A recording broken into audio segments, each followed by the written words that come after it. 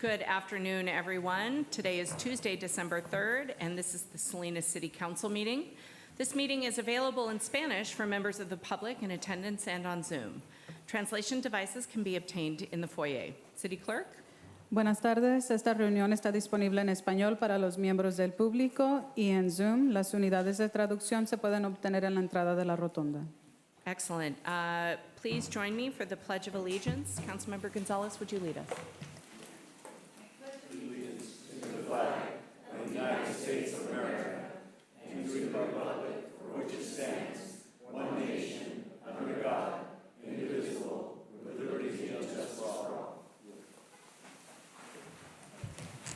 Excellent. Roll call, please.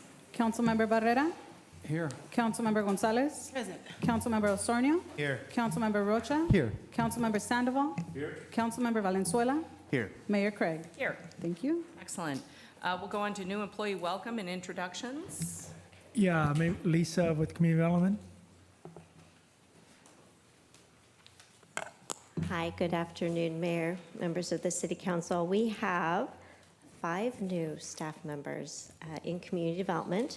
First, we have Monique Coleman. She's Administrative Analyst for our Emergency Motel Program in our Housing Division, and she was previously an Office Coordinator for the Center of Community Health and Engagement, or CHE, at CSU MB Monterey Bay. So let's see, I do not see Monique with us, but we welcome her.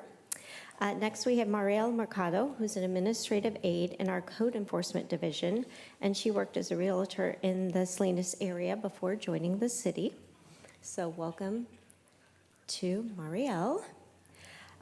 Kirsty Zuring is management analyst in our administrative division. She came from the Center for Digital Government, where she was working as a research manager and analyst. I am greatly appreciative of Kirsty joining our department. She greatly helps me. And then we also have a promotion. So David V. Hill is now an administrative analyst in our housing division. He started with the city as a Vista and then came back and was a temporary admin analyst in our housing division. So we're glad to have him as a full-time member of our team.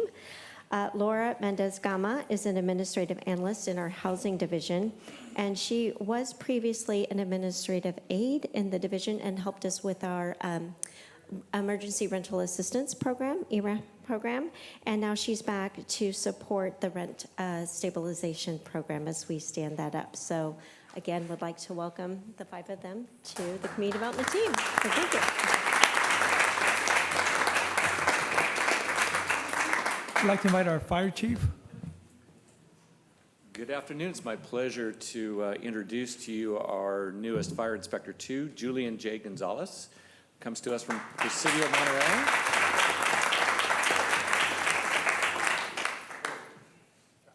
I like putting First him on time the I've ever been in front of a board like this, so it's kind of scary. Good afternoon, everybody. My name's Julian Gonzalez. They call me Jay. Prior to this, I was an inspector for the military. I did bases like Fort Ord, Presidio Monterey, Camp Roberts, Dixon, DLI, also the naval base and stuff. So I came from the federal side of the business where things were a little bit strange sometimes, but dealing with it was quite a challenge. I'm very honored to be here in Salinas now. I'm going to be working for a great department with great traditions, and I look forward to serving this board and the new mayor, and hope things will work out, and I appreciate it. Thank you. Thank you, Chu. If I may, I just have a small fun fact that I'm going to admit about Julian Gonzalez. Julian Gonzalez and I were in the police academy together in 1995. So we've come a long way, and I would have loved to have served as your, well, I am serving as your mayor for 1 half day, but I want to wish you well in your endeavors. You're at the top fire department in the area, so congratulations. Now that you mentioned the academy. When I first met Kimberly, it was kind of like, guy, this is a very nice girl, and she seems like she's pretty nice. And then we got into the defensive tactics of things, and that was a whole different person. She was very, very forceful, so, but hey, I'm glad and I'm happy to see where you are. So thank you again. Thank you. And for those of you that were not in attendance yesterday, I'd like to introduce our new police chief, Carlos Acosta, who's going to be presenting a couple of new recruits. Thank you, City Manager. Welcome, everybody. Good evening. We did have quite a ceremony yesterday, and it was really impactful. And just thank you for welcoming me and embracing myself and my family to this awesome, great community. So I am looking forward to working with all of you, council and mayor. And I didn't get a chance to work with you, but maybe we have half a day, but I'm going to be here as a resource in this community. So I'm looking forward to working with all of you and the incoming council and mayor as well. So thank you. Yesterday was my first day, and it was a very, very impactful day and busy day. So, but I'm loving every minute of it. So thank you. I'm also going to introduce two employees that could not be here. They're preparing for the next police academy, December 9th. So I will mention their names. It's Ruben Alexander Portillo and Duncan Emmons. So they couldn't be here, obviously, because they're preparing for that police academy. It's a tough academy, but we need them. So thank you for the well wishes and appreciate it.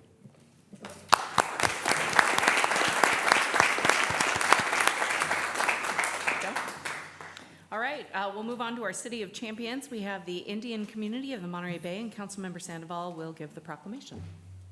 Sure, and I'd like to invite them all up to the podium. I know there's some in the back and some in both aisles. One of my goals when I joined City Council was to be able to recognize a lot of the champions that the city has that sometimes are unsung heroes and make a big difference in their community. So it's my honor to welcome the Indian community of the Monterey Bay. I just want to read a little bit about them.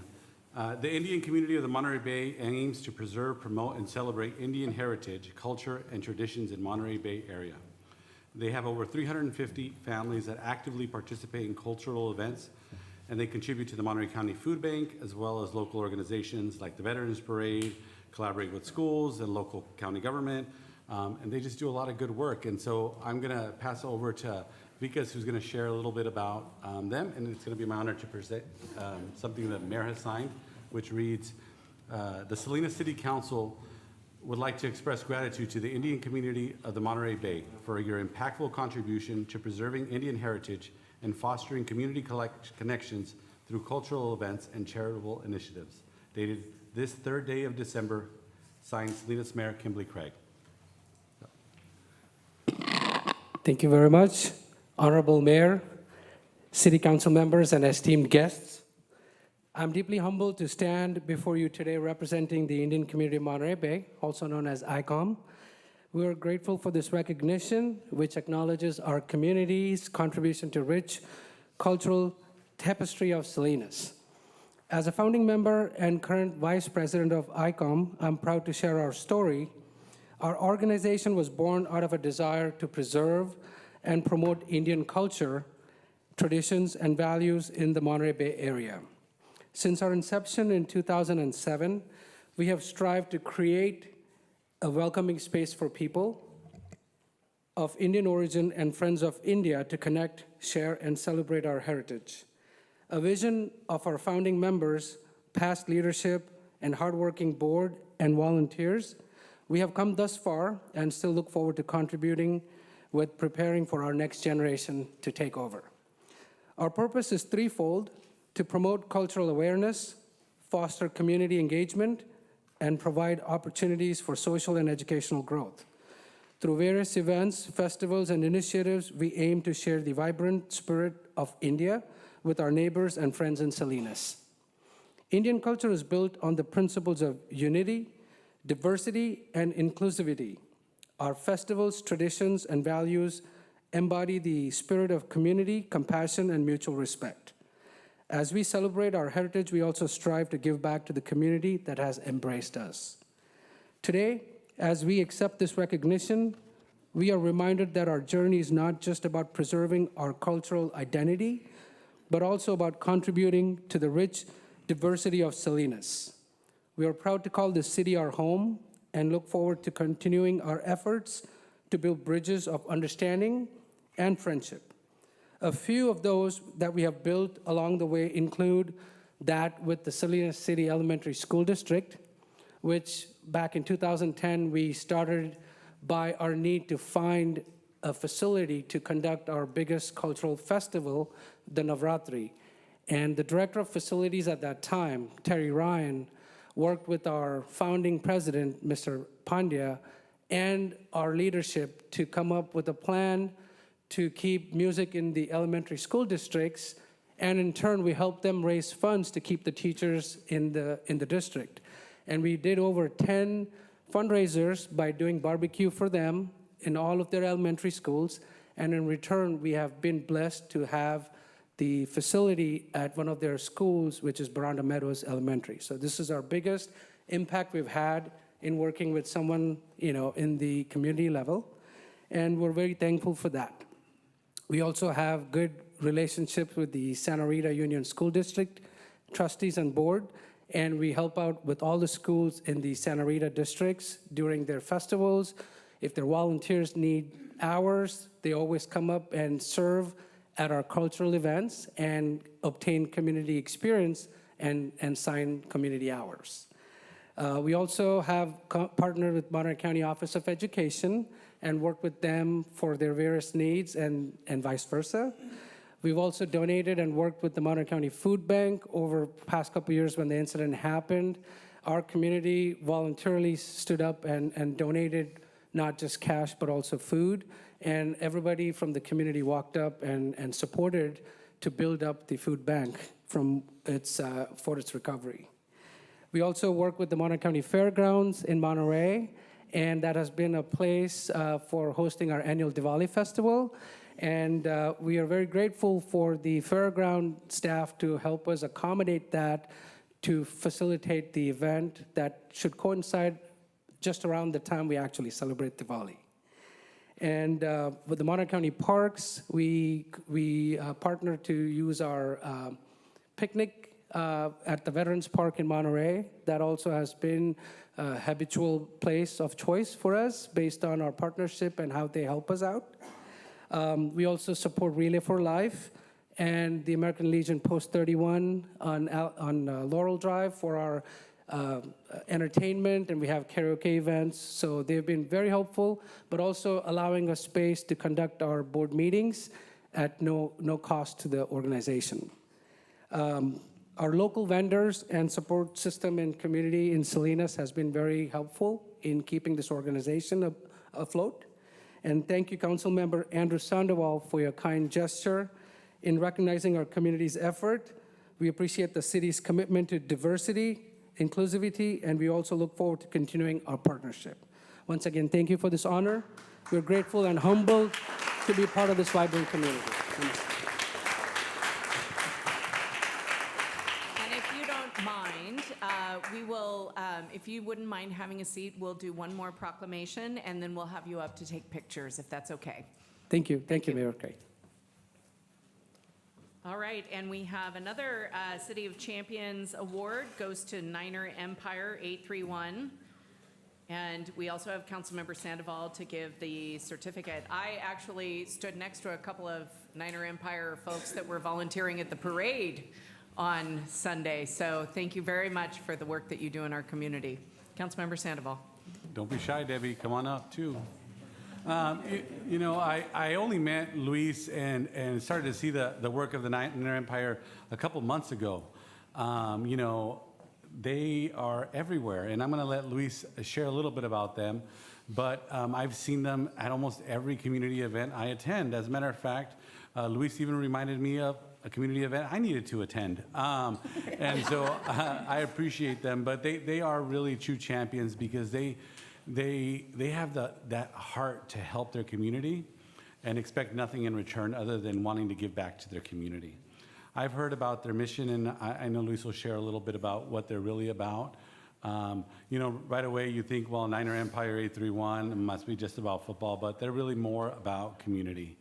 They gather for football, but they really gather to support their community. So I'm going to pass it over to Luis, but I'm just going to read it. It says, the Salinas City Council commends and congratulates Niner Empire 831 for their participation in our resident civic leadership courses, involvement in National Night Out, more Salinas events, Salinas neighborhood cleanup initiatives, and so much more. Signed December 3rd by Salinas Mayor Kimberly Craig. Luis? Thank you, Andrew. Good afternoon, everybody. Kimberly, Ms. Mayor, thank you so much for having us. I can't say enough. Every one of you guys that are up there, you guys have attended a lot of our events, and so I really appreciate you guys, what you guys did for the city of Salinas, and wish you all the best for those who are not going to be on council anymore. I'm going to share a little bit about the club, who we are, what we do. We'll start off with our purpose. You know, our purpose is to help, with the help of our partners, we participate in various cleanups, local parks throughout the county. We have holiday toy drives. We actually have one going on right now. So Pizza Factory on Veranda Natividad for those who want to drop off some toys.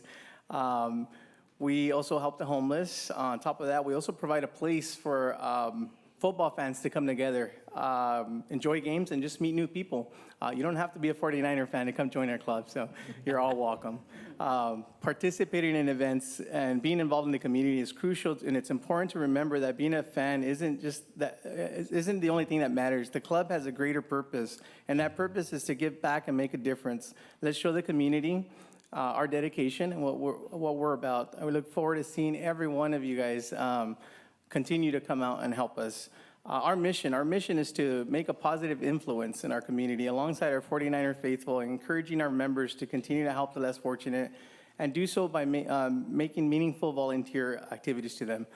We've participated, and we're very thankful and honored to have received awards from Blue Zones, Monterey County. We've been involved in the Chinatown Block Party and so many more other organizations that recognize us for the work we do. So we're very honored to be here. This year is our 10-year anniversary. So this award coming from the city of Salinas means a lot to us. It really symbolizes who we are, what we do. And yeah, I'm going to go ahead and pass it over to some of our club members that may want to say a couple words. So thank you, guys. I just want to say thank you for this award. It means a lot to us, especially on this year being our 10-year anniversary. That's what our mission was from the very beginning, was to make an impact in our community. So getting this award is giving us that, letting us know that we're doing that. That's what our mission was, and you're letting us know that we're completing our mission. So we appreciate it. And we appreciate the city of Salinas for continuing to send us the information for volunteer events, which provides us the opportunity to continue to give back. So we really appreciate that. Thank you so much. Thank you. Also want to thank you. Even though we're at times on the front line, you are a big part of this, as we are, because we know you're busy and everything that you do, and sometimes you can't be there with us. But you are with us because you continue to allow us to do what we do and be who we are. Thank you. Thank you. And I'll go ahead and close with this. You know, always one of the founder of the Niner Empire always says, the 49ers brought us together, but Niner Empire made us family. You guys are all part of the family, so thank you again for everything. Thank you. All right, we'll have you come up first, and then if we could have the Indian community come up right afterwards, we'll get photos, and council will meet up front here.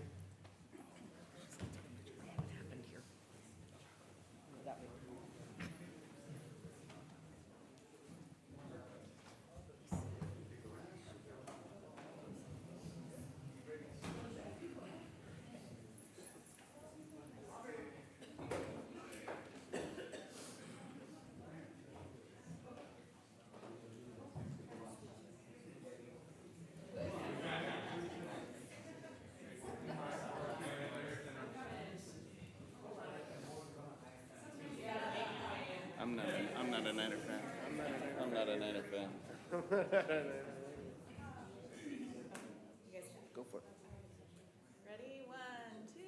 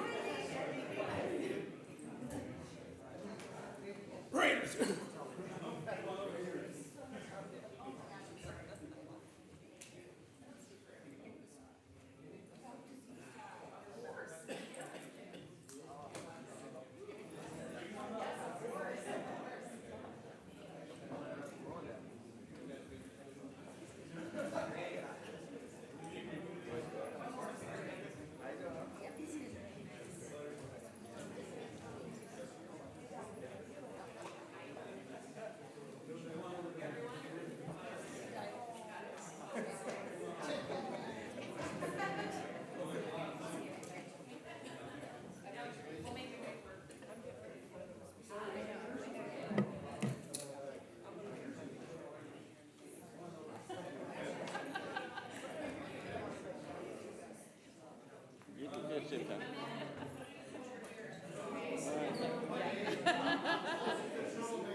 Perfect. All right, ready? 1, 2. Got it.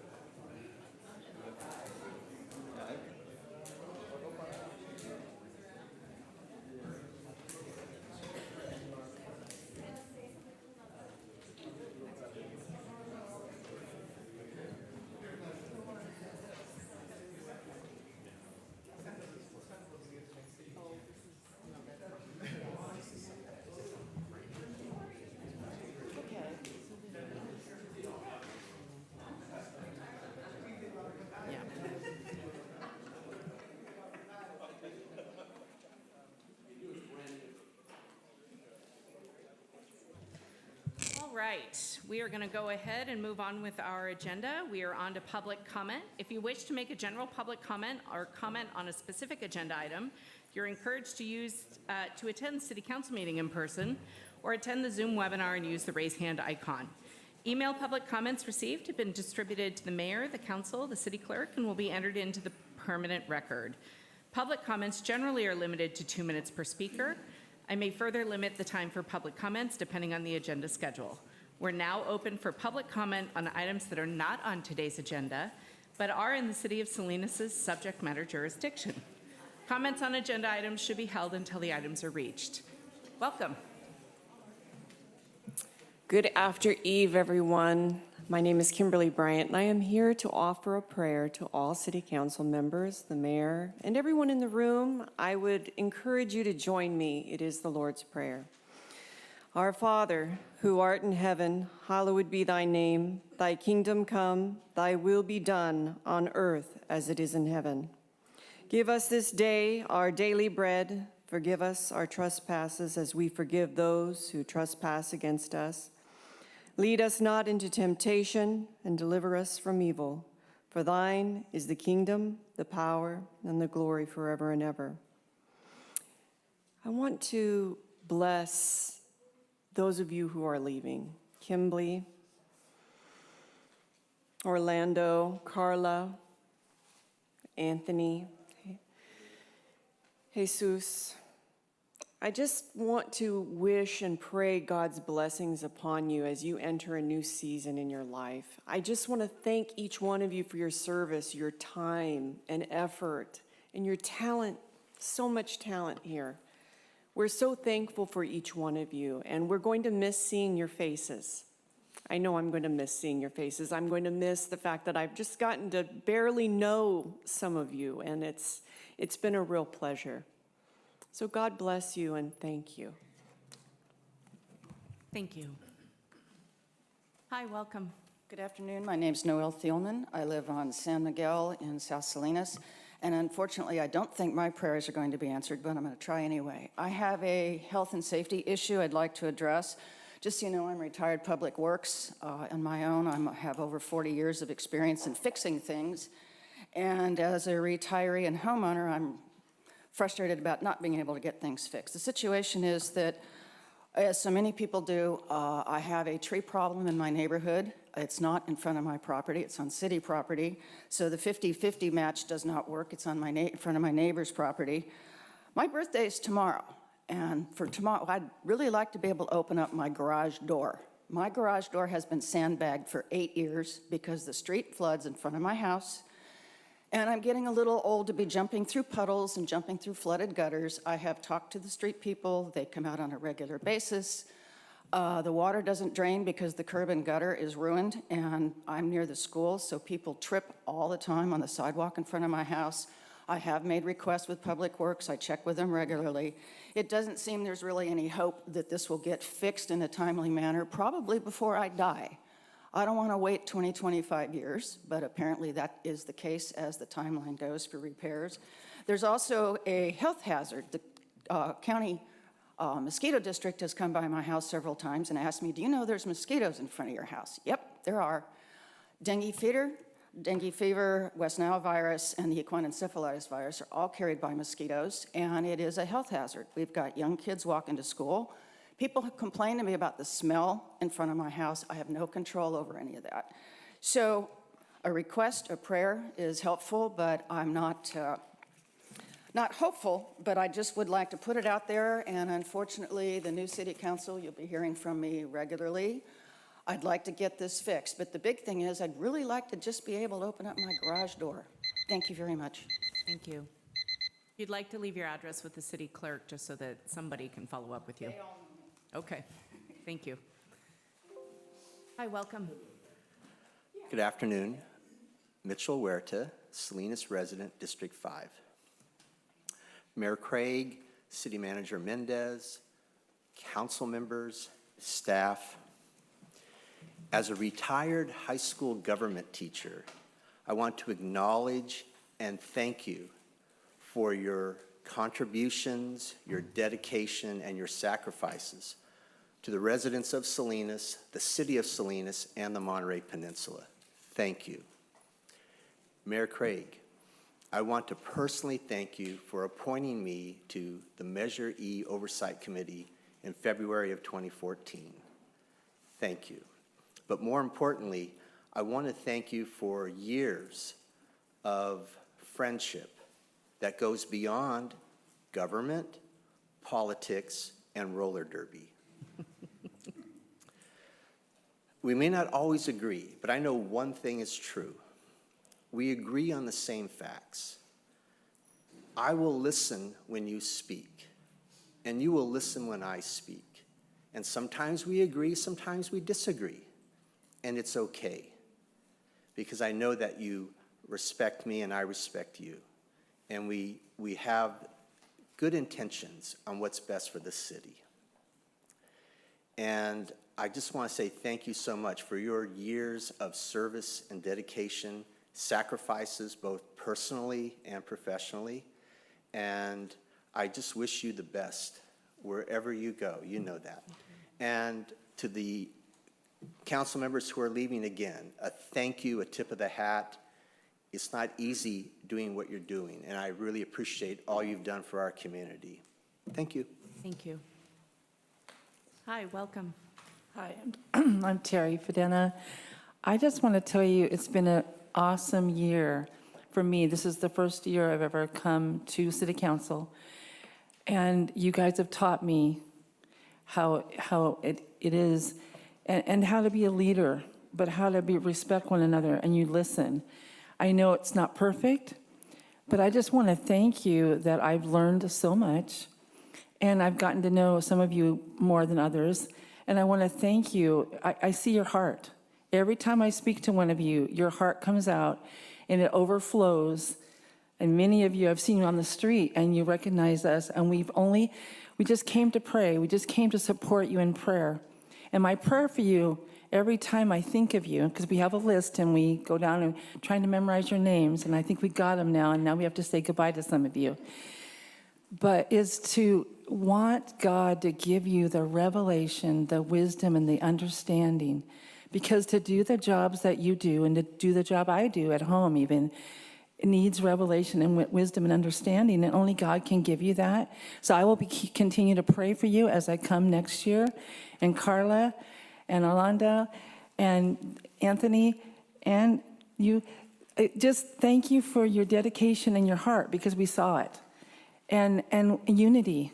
You wanted to do things in unity, and you did accomplish a lot and make Kimberly, Mayor, you are a leader. You will continue, all of you will continue to do things in this city that we will address, we will honor, and I just want to honor you today just for witnessing how you did what you did and keep doing it. Thank you. Thank you. Hi, welcome. Hi, good morning. Jose Guerra, Montevilla Community. First of all, I want to thank everybody that served up here. Thank you, guys. Hopefully, the next group of people will do a little bit better, and we'll get the city going in the right direction. But I think we will. Ms. Craig, I'm going to miss you. You other guys, I really don't know you all that well, but good luck to you. I want to get back to the Montevilla Community. We have a couple pictures here and stuff that's been turned into traffic calming. We tried to talk to Alco Water about a fire hydrant that's missing on Skollenberg Avenue, actually 2 of them. They've been knocked down by people speeding, and we've turned in all our information, all our paperwork to get, hopefully the flappers, I guess that's what they call them, flashing lights and maybe a stop sign out there, a couple stop signs to help people slow down, and more lighting, hopefully. But, you know, I keep hearing that we didn't get the paperwork, we didn't get this. We have evidence here that I will turn into Mr. Barrera, our service council member, and Mr. David Jacobs is over here. We'll give him a copy so you can see that there is a fire hydrant there, and they're saying there's not. So it's pretty basic, guys, and we're still missing a light on Tuscany. And I know it's on intergalactic back order. Let's try to find out where it's at. Mr. Jacobs, please. Other than that, thank you, guys. Have a great day, and Osorio, you want to move over to the Dolphins, let me know, bro. We got room for you. We'll take anybody. Thank you. Thank you. Hi, welcome. Hello, my name is David Mason, and first of all, I want to thank you guys for being the council. I mean, it's amazing. I've learned a lot in the last 6 months as I've started following things more and running for office and doing all those things and realizing you guys bear a lot of responsibility. There's a lot of things to go through, and it's nice to see people who have a heart for the city. I don't always agree on everything, but hey, that's part of the game, right? So thank you very much. One thing that I've noticed while looking through the agenda tonight is that we've got a lot of software that's being renewed. And no, I'm only mentioning it because what I'm going to ask is not about that software. Okay? I think the Finance Committee needs some help. I think they need to get their new software, and I think it needs to be done in a timely manner so that the public can see what's going on with the spending, the city council can see what's going on with the spending, and the departments are held accountable for what they spend. That's it. So thank you very much. Good luck to you that are walking on. Thank you. Yeah. Hi, welcome. Good evening. Name is Eric Peterson. You just heard about how one neighborhood needs some help. Well, I live on Cherokee Drive in District 5, and we could use some help too. We're getting new playground equipment that's been needed for over a decade, thanks to Andrew, but there's other things in that neighborhood where we could use some help. The 2 predecessors of Andrew both voted to put in a traffic signal at Main and Cherokee, even after hearing that it would cause problems in our neighborhood. Our neighborhood includes a park. The signal was supposed to be paid for by the strip mall. There were no mitigations whatsoever for our area. The homeowners association wasn't even notified. And my observations are that traffic is heavier, the speed is up, the recklessness is up. So we could use some funds too for our neighborhood. And especially since we've got kids in the park, a very popular park, should be Jan Collins Park. Thank you.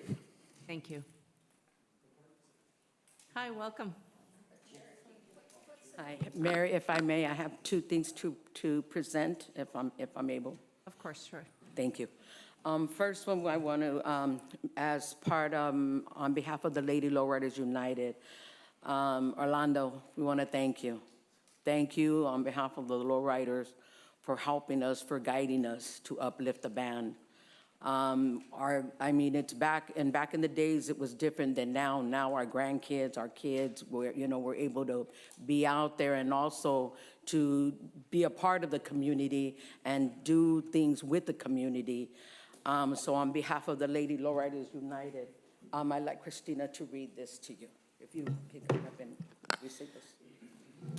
In appreciation to Council Member Orlando Osorio, District 4, on behalf of Lady Lowriders United, we thank you for always supporting us and thank you for your guidance in lifting the ban on cruising in the city of Salinas for lowriders throughout to enjoy.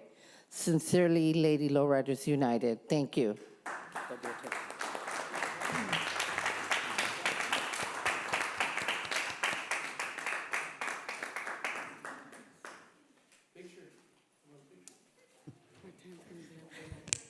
Sure, go ahead. What are you going to do, fire me? Come on, right? It's like, it's my last meeting. I could take a picture. Yeah, exactly. Thank you. That's okay. No and slow.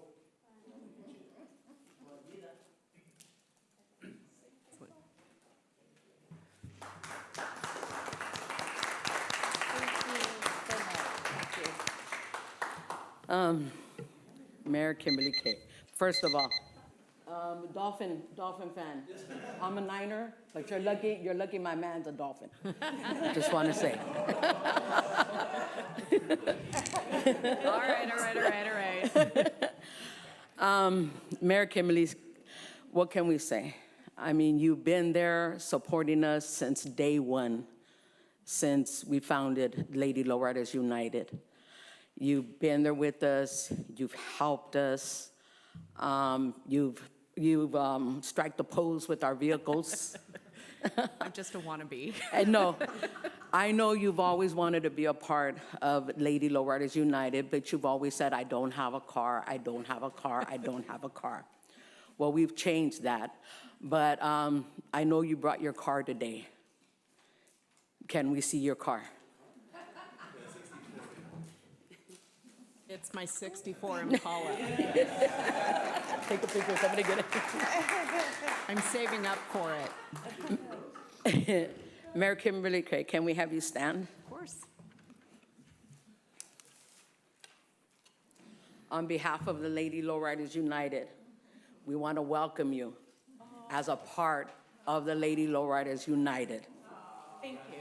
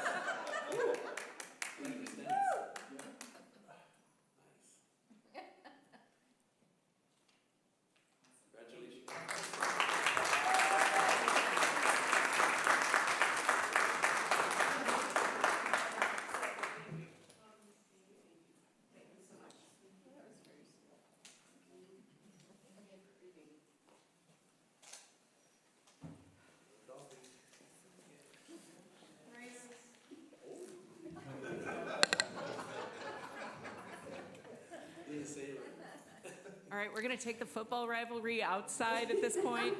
Thank you. Hey, we love everybody.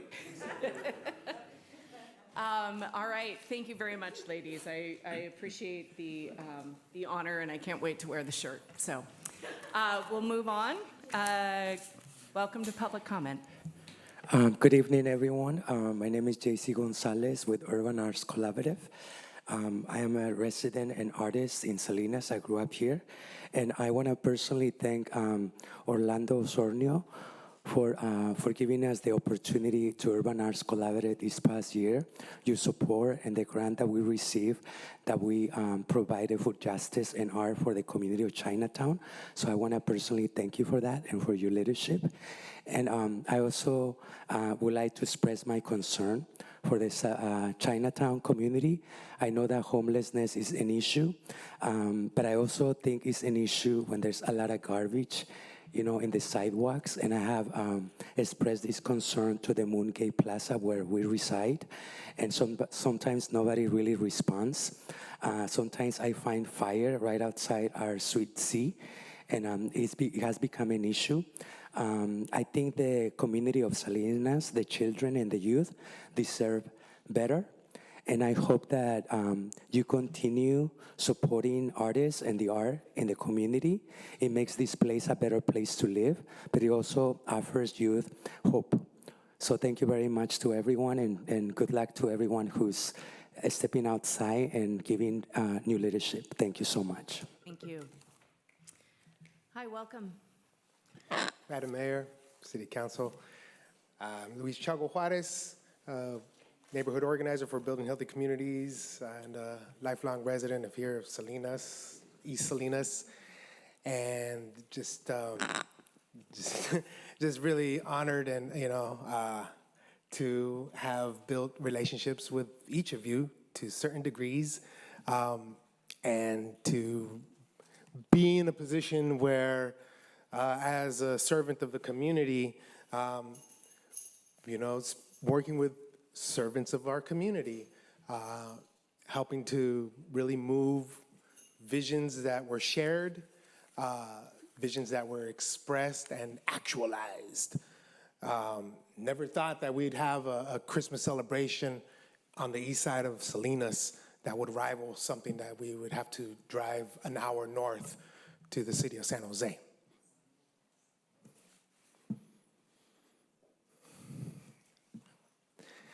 Didn't realize that there were opportunities and moments where things that we deserved, because we know how hard our families are working, the families that we come from, and the neighbors that are still upholding this economy, this ag economy, in which this city is built around. And Carla, to be able to say, yeah, let's do it. You did it. Chewy, Anthony, Andrew, the Jefe, Barrera. Wow. I'm humbled and excited to continue working closely with the City Attorney Callahan and to be in the same community with you, Mayor Craig. Thank you. Thank you. Hi, welcome. Good afternoon, or good evening, I would say. My name is Victor Caraves. Some of you know me on a personal level. And I'm here today. Like I said, my name is Victor Caraves. I'm the political organizer for Monterey Bay Central Labor Council. We represent hundreds of thousands of workers, not only in Monterey County, but in Santa Cruz County. These are the people that are supporting our communities every day in, every day out. So today I'm here on behalf of the Monterey Central Labor Council. We want to thank the outgoing city council members and the mayor. We want to thank you for your leadership and your service. Moving forward, we're looking to continue to work together with you all. So stay involved, because there is a lot of work that has to be done. A lot. Thank you for all your service to the people, for the people. The community of Salinas, thank you. I yield back. Thank you. Hi, welcome. Mayor, City Manager, City Attorney, and Council. My name is Yolanda Hayes, and I represent Creek Bridge as a neighborhood watch. And I just want to thank you all for the superb work that you do. That job, when you're up there on the dais, it's not easy.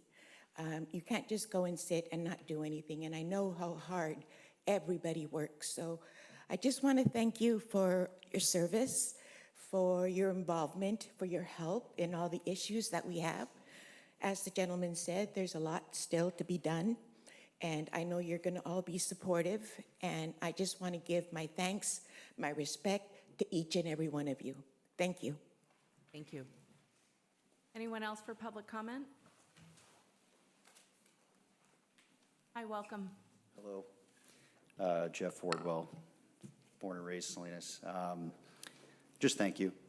I know you guys went through a lot. A lot of you are leaving, hopefully not from the work that you're doing, but, you know, elections happen. But this is a great community. All of you have done your part. Thank you. Thank you. There's a lot that could be said to you, Madam Mayor. I think that how you came into this role, I think, is a testament to your character. We were amidst a terrible loss, and the city needed leadership, and you stepped up to the plate, so thank you. I look forward to seeing what you have next in your arsenal. Hopefully it has nothing to do with roller derby or any of those dangerous activities. I don't think we could handle that, but at the end of the day, really just the gratitude. You know, again, somebody said it earlier really well, that not everybody agrees. We got different paths. We want the same thing. We want a healthy and prosperous community. So I hope you guys stay engaged, and thank you. Thank you. All right, we'll go ahead and close public comment, and I'll go over to Zoom. Any member of the public on Zoom wish to comment on in public comment? We have two members of the public. Juanita Aguilar, welcome. You have 2 minutes.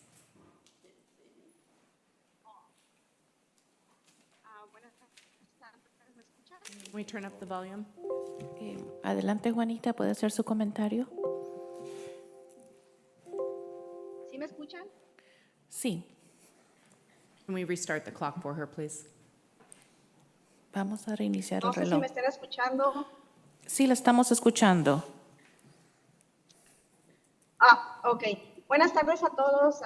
Mi nombre es Juanita Aguilar, residente del distrito número 1. Solo quiero darle las gracias a los concejales que nos dejan hoy el concilio, a la alcaldesa. Gracias por ese arduo trabajo. Sabemos que no fue fácil, pero sin embargo lo hicieron y lo hicieron muy bien.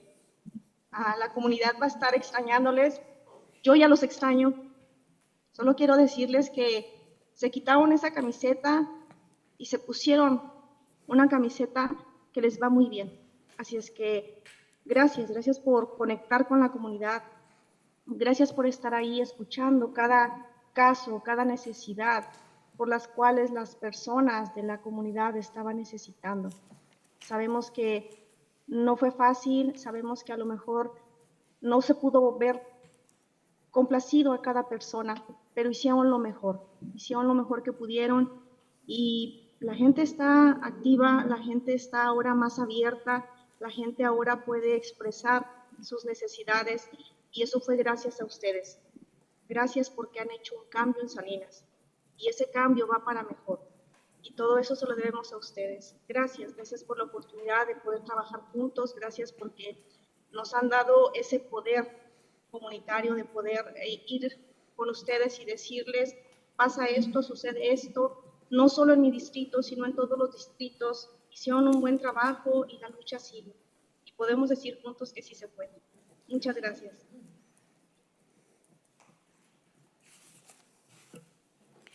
Good afternoon. My name is Juanita Aguilar. Good afternoon to everyone. I'm a resident from District 1, and I only want to thank you all. Thank you to the council members. Thank you to our mayor. Thank you for all you've done. What you did it really well, and we are going to miss you. I am going to miss you. You put on the t-shirt, and the t-shirt you put for the community goes well. You heard the community. You heard each one of our needs. We know it wasn't easy. We know it wasn't easy to help each one of us, but you did your best. You did what you could. All of us are active. We were able to express ourselves, to express our needs, and that is all thanks to you.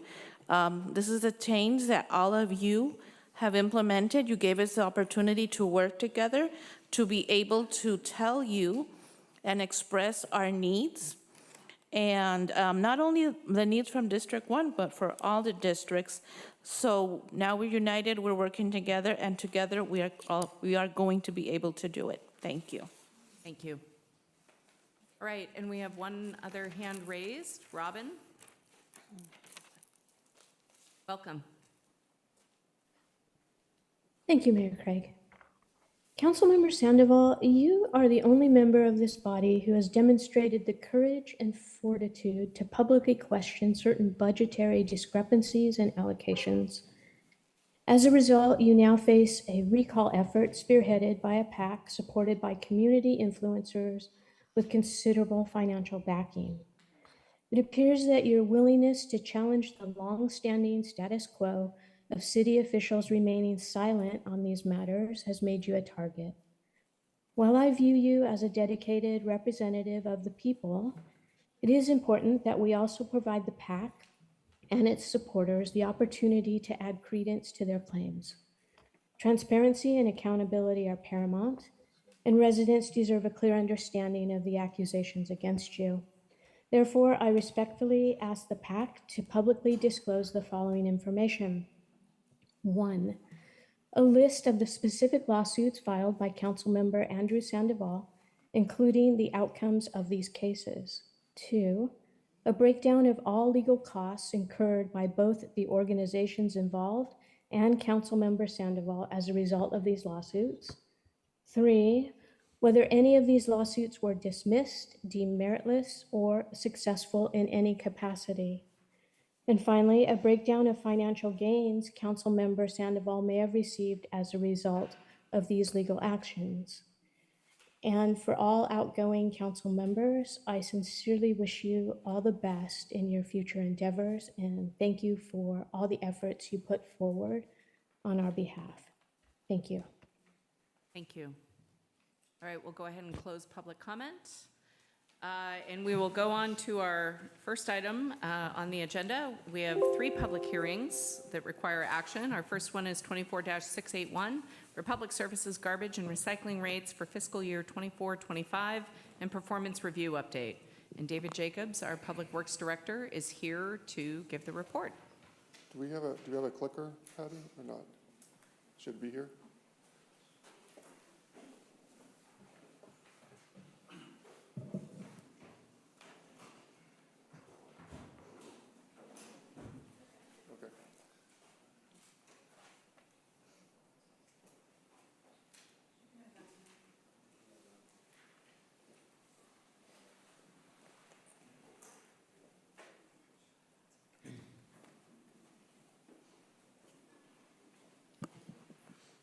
Good evening, council members. I'm here to present on Republic Services garbage and recycling rates for 24-25, and actually it's now just for 25 for the second half of the 24-25 year.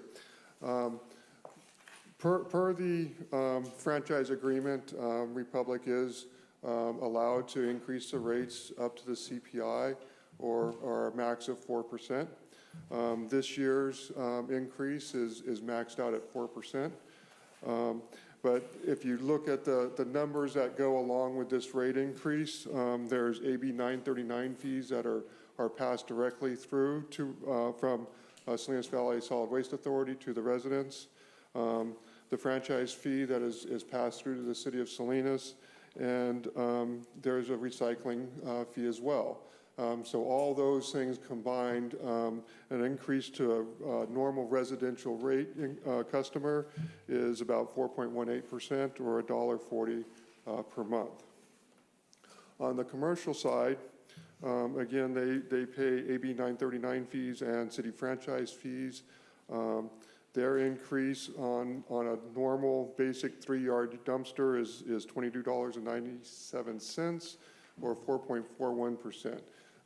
But it's still, the Republic Services is capped at 4% increase. If we look at the summary of the different rates, we basically look at where most of the customers are based at. There's a big, huge rate sheet that we go through to make sure that the increase is properly adjudicated through all of them. And this is just a snapshot of what each customer would pay on a basic increase. And so you can see on the table, the franchise fee is increase is 21 cents. The AB 939 fees is 31 cents. And the disposal portion is a 10-cent increase, and that's what goes to Republic. And then on the commercial side, the AB 939 fees is 91 cents. Oh, I'm sorry, the 10 cents is recycling fees. Sorry, the bottom portion is the collection fee. So the 78 cents is what Republic actually has an increase for. And then on the commercial side, Republic is getting $13.61. We also have a multifamily portion of this, and this mirrors both the residential and the commercial side of things, depending on how their trash is picked up. So if their trash is picked up by container, their rate increase is basically the same as a residential customer. And so their increase is 4.18% or $1.40 per month. If they're on a multifamily and it's picked up by the cubic yard, it mirrors the commercial side of things. And so if they have a 3-yard container out there, their rates are increasing around 4.4% for the garbage and 4.16 for the recyclable side. So as part of this process that we've been going through, Council has expressed their concerns with Republic's process and being able to abide by the franchise agreement. So we've spent the last 6, 8, 10 months with the Republic going through the processes, making sure that they understand that we do have a problem with their overweights. They have addressed those issues over the last 6 months. They were at a 15% overweight last year in 2023. The first 3 quarters of 2024 have actually reduced it to 5% or 4%, which is within the confines of the franchise agreement. The franchise agreement allows 5% overweight. They also had a problem with their age of their collection vehicles, and they heard us loud and clear, so they actually went out to other districts within the Republic Services franchise and actually brought newer vehicles in so that they were in compliance with that. And so in August, they came in compliance with the aged vehicles portion of the franchise agreement. Their staffing, they did hire a new general manager that's been on here for close to a year now and has turned things around quite a bit for the city of Salinas. They do have a work order responses, which they will actually start giving to the city. We didn't really monitor that aspect, but we've heard a lot of people saying, well, we have complaints, Republic's not addressing them. So we want to take a look at what those complaints are and monitor them going forward. According to what they've submitted in the last month, 2 months, they do have a 99% response rate on their complaints. So to me, that's pretty good. They did have some missed collections. They're reducing those because they've added drivers and they've added routes. They also found at one point in time that their routes followed the same path every time. So if the route was not getting picked up, the driver got pulled off at about the same place. So the same residents got missed pickups on a regular basis. So Republic actually realized that and has looked at how they can redo their routes that if there is going to be a missed collection, it's not going to be the same people time and time again. It's going to be spread out throughout that area.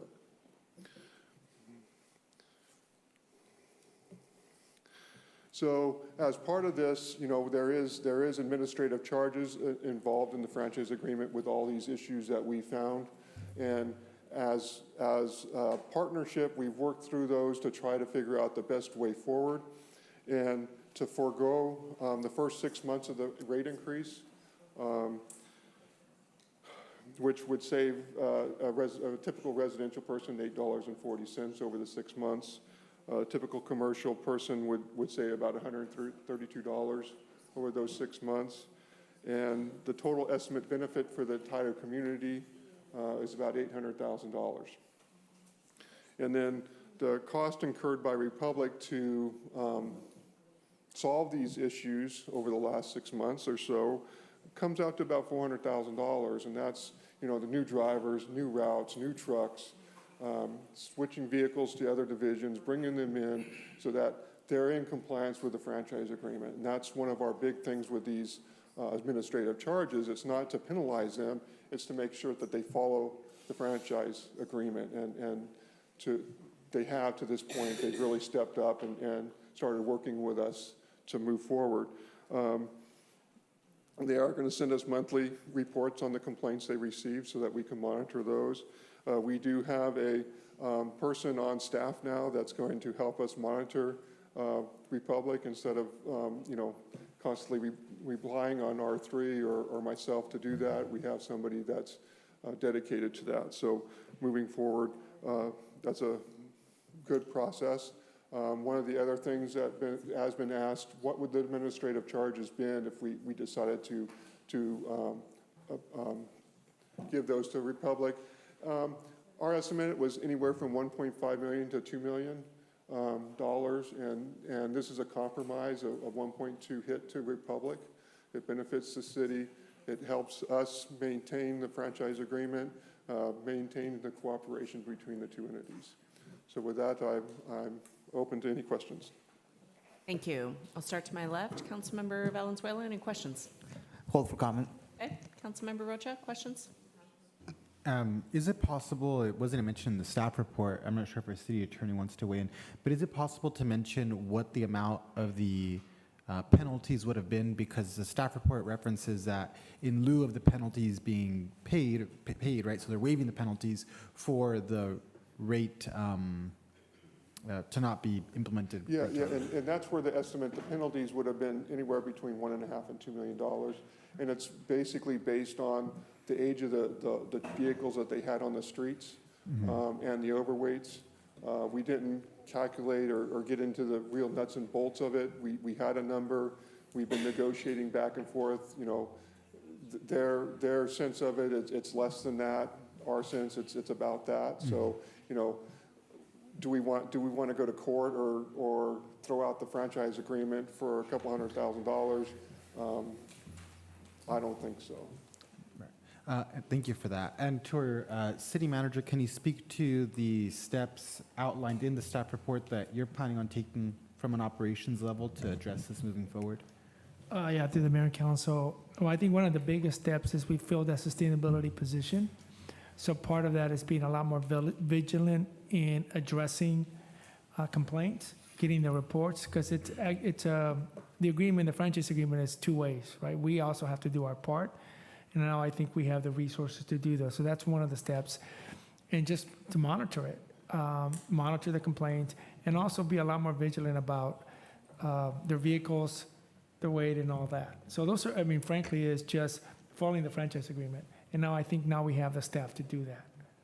Understood. Those are all of my questions, Madam Mayor. Thank you for all of your work. Thank you. Councilmember Sandoval, questions? Yeah, could you bring up the last slide, please? Yeah, one of my questions was, well, I'll wait for the slide to pop up.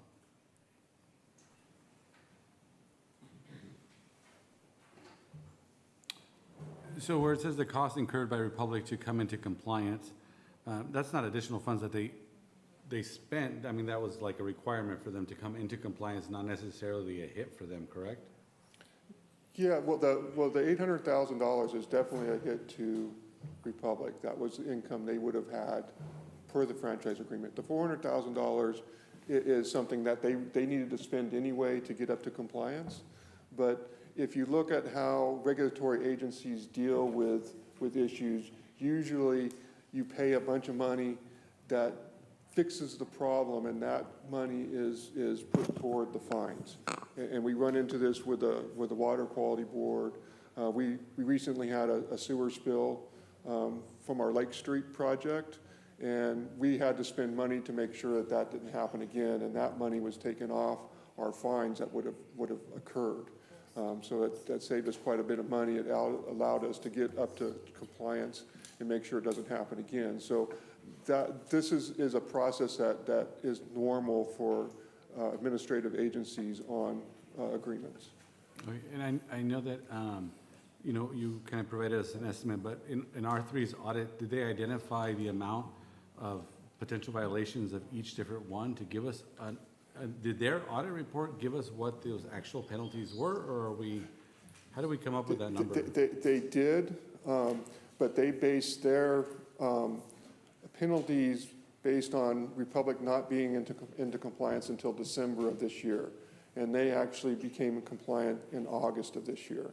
So that's, 4 months of penalties that didn't need to occur. So yes, that's why I reduced what was in the R3 report. And R3 has also taken a very hard line on some of the things in the franchise agreement, which, in terms of negotiating Republic, they don't agree with all these hard lines. And they came back and said, well, this doesn't occur to this doesn't apply to this. And so part of the negotiations was trying to figure out where a agreeable point is in that. Thank you. Yeah, and so can we make that, that report with those findings public, or, to actually identify how many of each violations and what those totals? Yeah. Once the report phase, the first phase of the report is included in the packet, and so that's public information. Phase 2 of the report is being finalized now, and that will be made public once it's finalized, and we'll have copies for people to review at the counter of Public Works if they want to come look at it. So we don't have final numbers yet. Is that correct?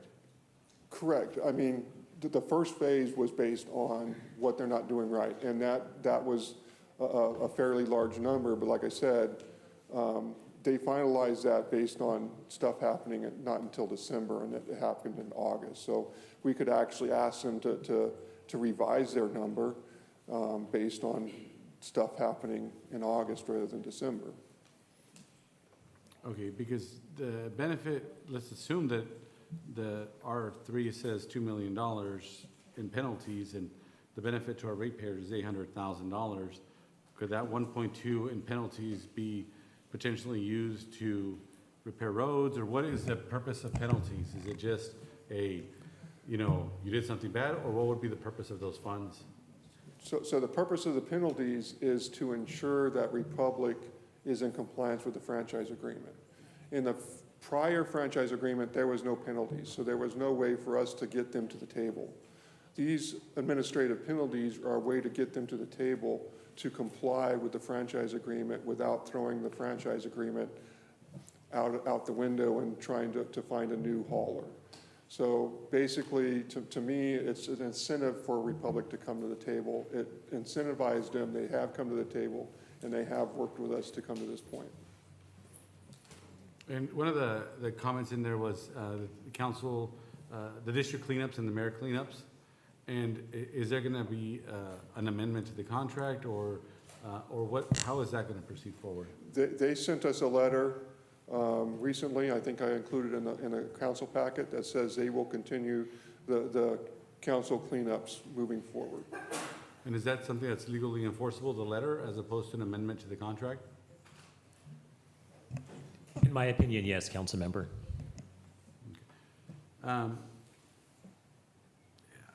Those are all my questions. I'll reserve for comment. Thank you. Okay. Councilmember Gonzalez, questions?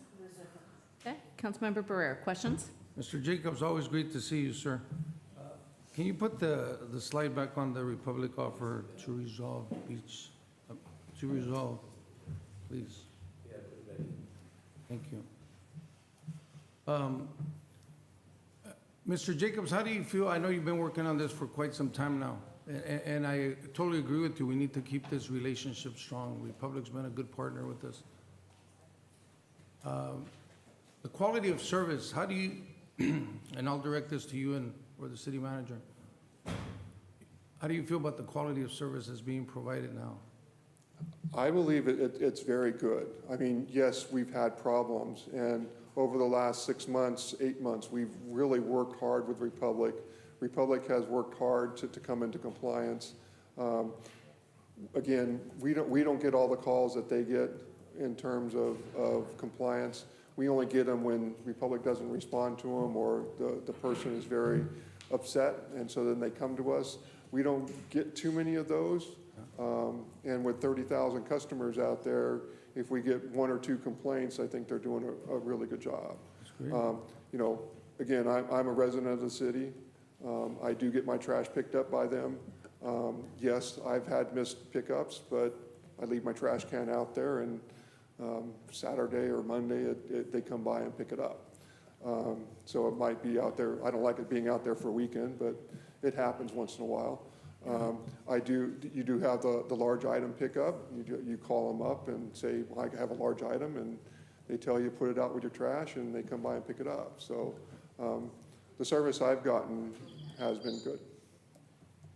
And Mr. Jacobs, as you say, these 30,000 plus customers, paying customers, I know any one of us, if we're paying for a service, we would like a good service, but you mentioned maybe there's 1 or 2 complaints, but do we have, when somebody calls the city, for example, on an issue, is there a designated individual? I'll be honest with you, as a council member, which is neither here nor there, I've called the city on certain issues, and boy, I get from department to department.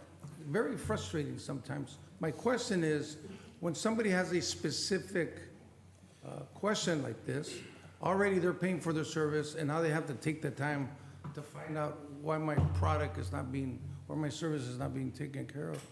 Yeah, and that has been a moving target over the last 2-3 years because of the ebb and flow of employees in Public Works. So now we do have a person that's available. Actually, there's 2 now that will help any individual that wants to call the city hall and talk to somebody about the garbage collection. We have 2 individuals that can help them out. And before we had maybe 1 half, you know, so it's been ebb and flowing. And now we seem to have a stable corral of folks that can help them out. Yeah. And Mr. Jacobs, I really appreciate on that one slide that you put on the savings, either per household or business. Those are actual dollars that are saved, people are saving. Yes. Can you just, for the few people that are watching just on their service, so there is going to be a cost savings there for them? Yeah, each resident does have a cost savings. Again, according to the franchise agreement, we were supposed to approve these rates back in April of last year so that they can be effective July 1st. As part of the negotiations, Republican said, okay, we will forego the first 6 months, have these effective January 1st, 2025, and forget about the first 6 months. Council also approved the pass-through, and Republic didn't want to, put those on the bill and then later on make this change and have 2 increases in the same year. They thought that would be very confusing to the residents. So they just decided to hold off on those. And that's why that increase or that savings is $8 because of all the pass-throughs that didn't get added onto the bill. Yeah. Thank you, Mr. Jacobs. And just one last question. On Beach Street, which is adjacent to Gloucester Park, for many years I've talked to different people here on the staff. Republic goes out there and loads or unloads the mid-sized dumpsters there. For many years it's been happening. But if you go look at the road, it's ripped. I mean, the city has gone to level it off a little bit. And again, it's not to put the blame on anybody, but somebody's destroying that road. I mean, we go fix it and it gets destroyed again. I don't know if it's because of the big tires turning. I would like somebody to take me a little bit serious and go look at this for yourself and see what's causing the damage on that street. Because I know we spent some money on fixing that street, but it continues. It's interesting that Republic has chosen that space. I don't know, maybe it's a unique area to unload or load you know, those dumpsters, but they continue doing that there. So I would like to know what we can do to. Okay, I'll take a look at that. Thank you, sir. Councilmember Sornio, questions? No questions, Mayor. Okay, I'll go out to the public. Does any member of the public wish to comment on this item?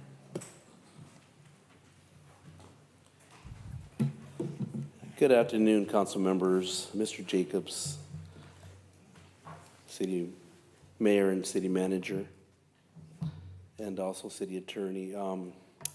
The estimated 800,000 and 400,000,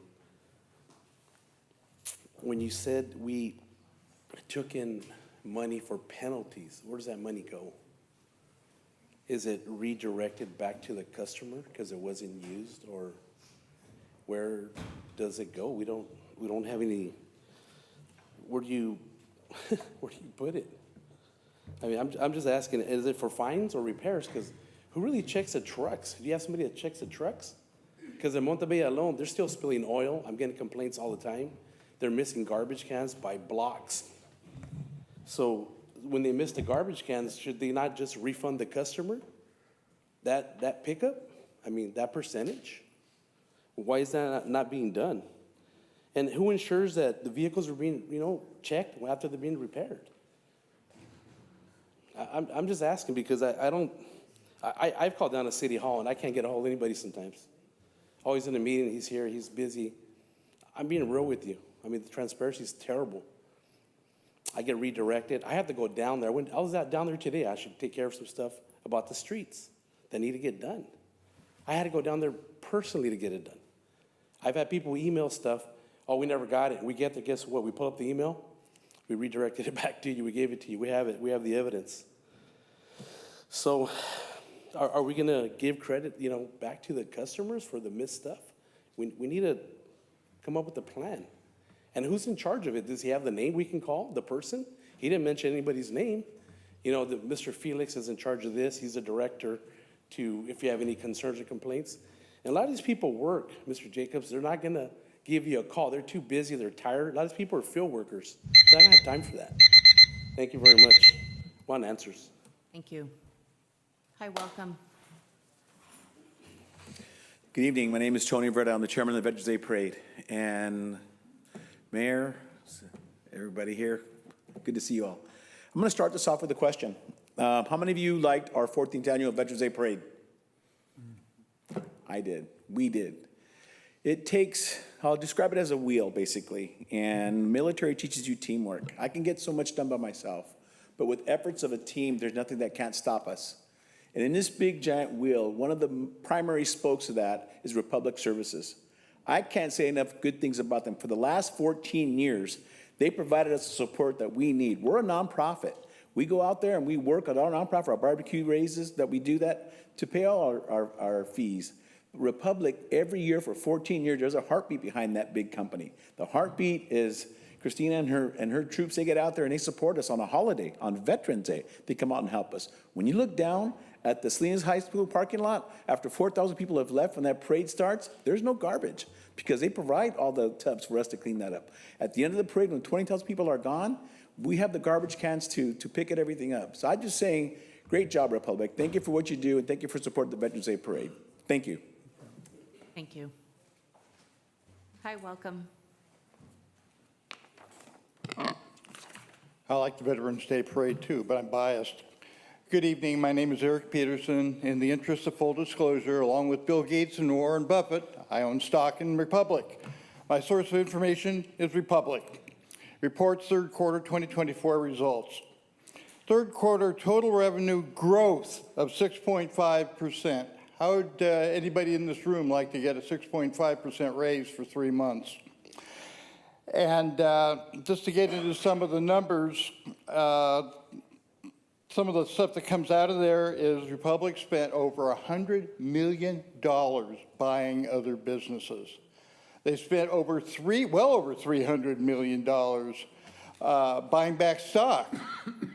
If they've got the money to do that, number one, they've got the money to do everything Mr. Jacobs wants. Number two, they've got enough money so they don't have to raise rates. We've got people here in Salinas, it's a hardship. And we need to, Republican help there. Another thing is, you may remember a few months ago, we had some Republican employees speaking here. Certified as a great place to work for 8th consecutive year. I think we may have some citizens of Salinas who may disagree with that. They're pretty much treated like dirt. And maybe we could do something to get Republic to treat their employees a little better. Thank you. Thank you. Hi, welcome. Hello, David Masonev, once again. I probably missed the answer, but I'm looking at these percentages, which I detest because they're not actual numbers. They're just a vague reference to some number out there. You say, oh, yeah, we're saving 14%. Of what? So I'm having a challenge with this, and I'm looking at it and I'm going, who's verifying that the trucks are not overweight now? I didn't hear that. It's like, are they monitoring themselves? Seems a little kind of stupid. We need to have, the city needs to be doing it, and I understand that I heard that there's some people that are going to be in charge of that now, or at least fielding questions. That's great, but we need to be aware of who's monitoring the hen house. We don't put the fox in charge of the hen house. I've said this before. So I think it's very important to know who's verifying that we're staying underweight, who's verifying that we're not spilling oil, who's verifying that everything is being picked up on time and those things. It can't just be allowed for them. We need to be taking a responsibility to that too, because we're paying them a ton of money. We need to make sure we're getting every bang for our buck. Thank you. Thank you. Hi, welcome. Good evening. My name is Paul Manuel. I'm a fourth-year Ground Ops Director for the Salinas Air Show. I've been hearing some negativity surrounding Republic Services and felt inclined to come speak tonight. When I first came on as a director to the air show, Republic Services was there to help guide me in the right direction. There's so much to understand with recycle, food waste, and solid waste. I was new to it all. We had plenty of emails, phone calls, and they even came out to work with me and make sure we had everything covered. Whenever there was a problem came up, someone from their team was there to help me solve it. For example, in 2023, we had a problem with the smaller recycle carts reaching capacity. For the 2024 show, Republic Services came out, met with me, figured out a solution. They had someone come out, empty all the recycle carts, approximately 60 of them, early on Sunday morning before the show started.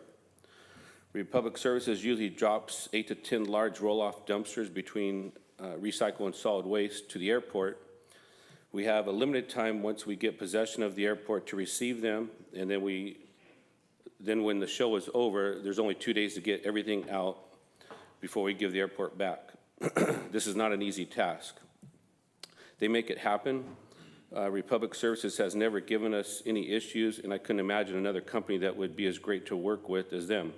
I've never worked with I've worked with many different persons from their team, and I've never had any issues. Thank you. Thank you.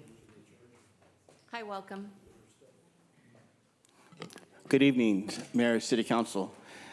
As elected officials, your job is not only setting policy, but it should be representing the community and the residents, and even when it comes to Republic Service. I don't understand how you guys can vote tonight if you members don't have your final numbers. I suggest you wait until you get your final numbers. To me, that's just common sense. The employees, about 6 months to 8 months ago, a lot of the employees came to voice their opinion, what they have been going through, about their hours, their days, their pay, why they can't retain employees. All that equals to missed pickups. And The result of them coming, it was pretty bad. A lot of harassment and retaliation. The audit, have any of you seen the audit? Penalties, where does this money go to? Question that Jose brought up. And nobody's questioning their dedication to the community and their donations, but that should not mean just looking the other way. Quality of service, Mr. Jacobs says not more than 1 or 2. I'm an advocate for the Republic Service drivers, and I hear a lot of information about this issue, and I get a lot of phone calls saying that their garbage was not picked up that day. Nothing will change if you vote tonight, and if you do vote tonight, that means more of the same old, and unfortunately, sometimes residents come last, so please do the right thing. Thank you. Thank you. Hi, welcome. Hi. Marianne Wardenzel. You will be seeing me for the last time, some of you. I just want to thank all of you for your work that you did, because volunteering work to do what you did and put up with it takes a lot. Anyway, my complaint was I came down here to City Hall complaining about my garbage not being picked up. The same thing I had in there for 2 solid weeks. My can wasn't emptied.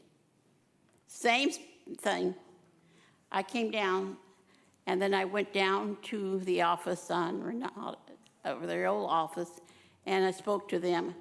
And the man that was in charge came out, and he said he would take care of it. He did. I also had a refrigerator and a freezer, and I asked about, I knew that you could pick it up free, but I couldn't get it out of my yard.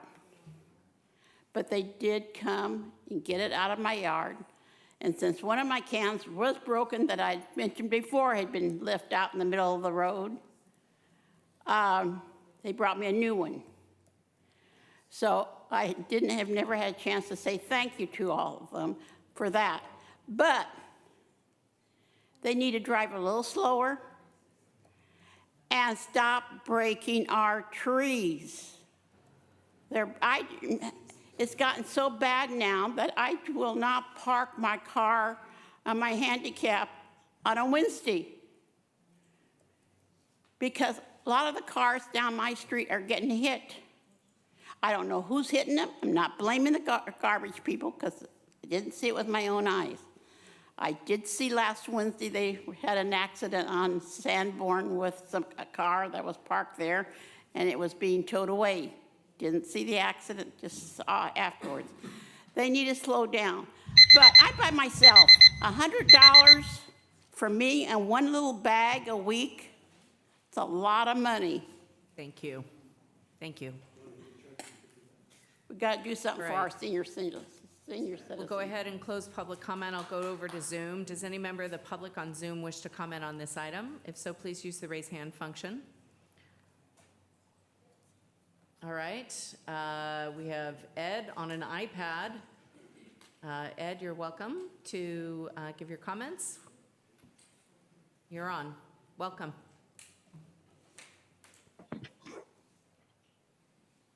Yeah, I'm a resident of the 93901 area.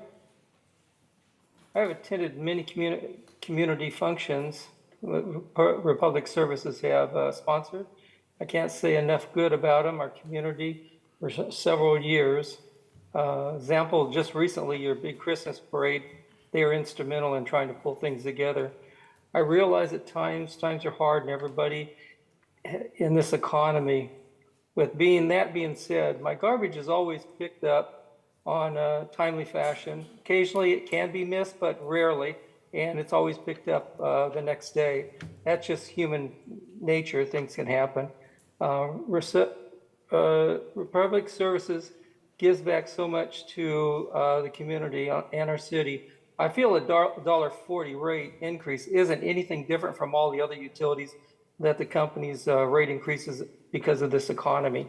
And I've always had good communications whenever I reach out to their office. They usually take care of any questions or concerns I have rather quickly. So I can't say enough about them. I'm pleased with their service and I support them. I can't picture another company coming in doing as well as they do. I want to thank you for the time allowing me to speak for myself, and have a good day. Thank you. All right, we'll go ahead and close public comment, and we'll come back to council members for final comment and action. I'll start to my left, Councilmember Valenzuela. Mr. Jacobs, thank you once again for that report. I know that this has been an ongoing issue, and this tonight is not going to fix everything. However, the new leadership at Republic, it feels like it's going at least in the right direction. I'm glad that we are going to have somebody at City Hall that's going to be supporting. Hopefully that they can follow up with all the residents that have a complaint. And then also, I mean, just want to also make that comment about the trees as well. I mean, I think the truck always hits the tree in front of my house, but I think that's more of a city issue. So I think, we need to pivot towards, we got to start trimming our trees as well. But that is it for me. Thank you. Thank you. Councilmember Rocha? Yeah.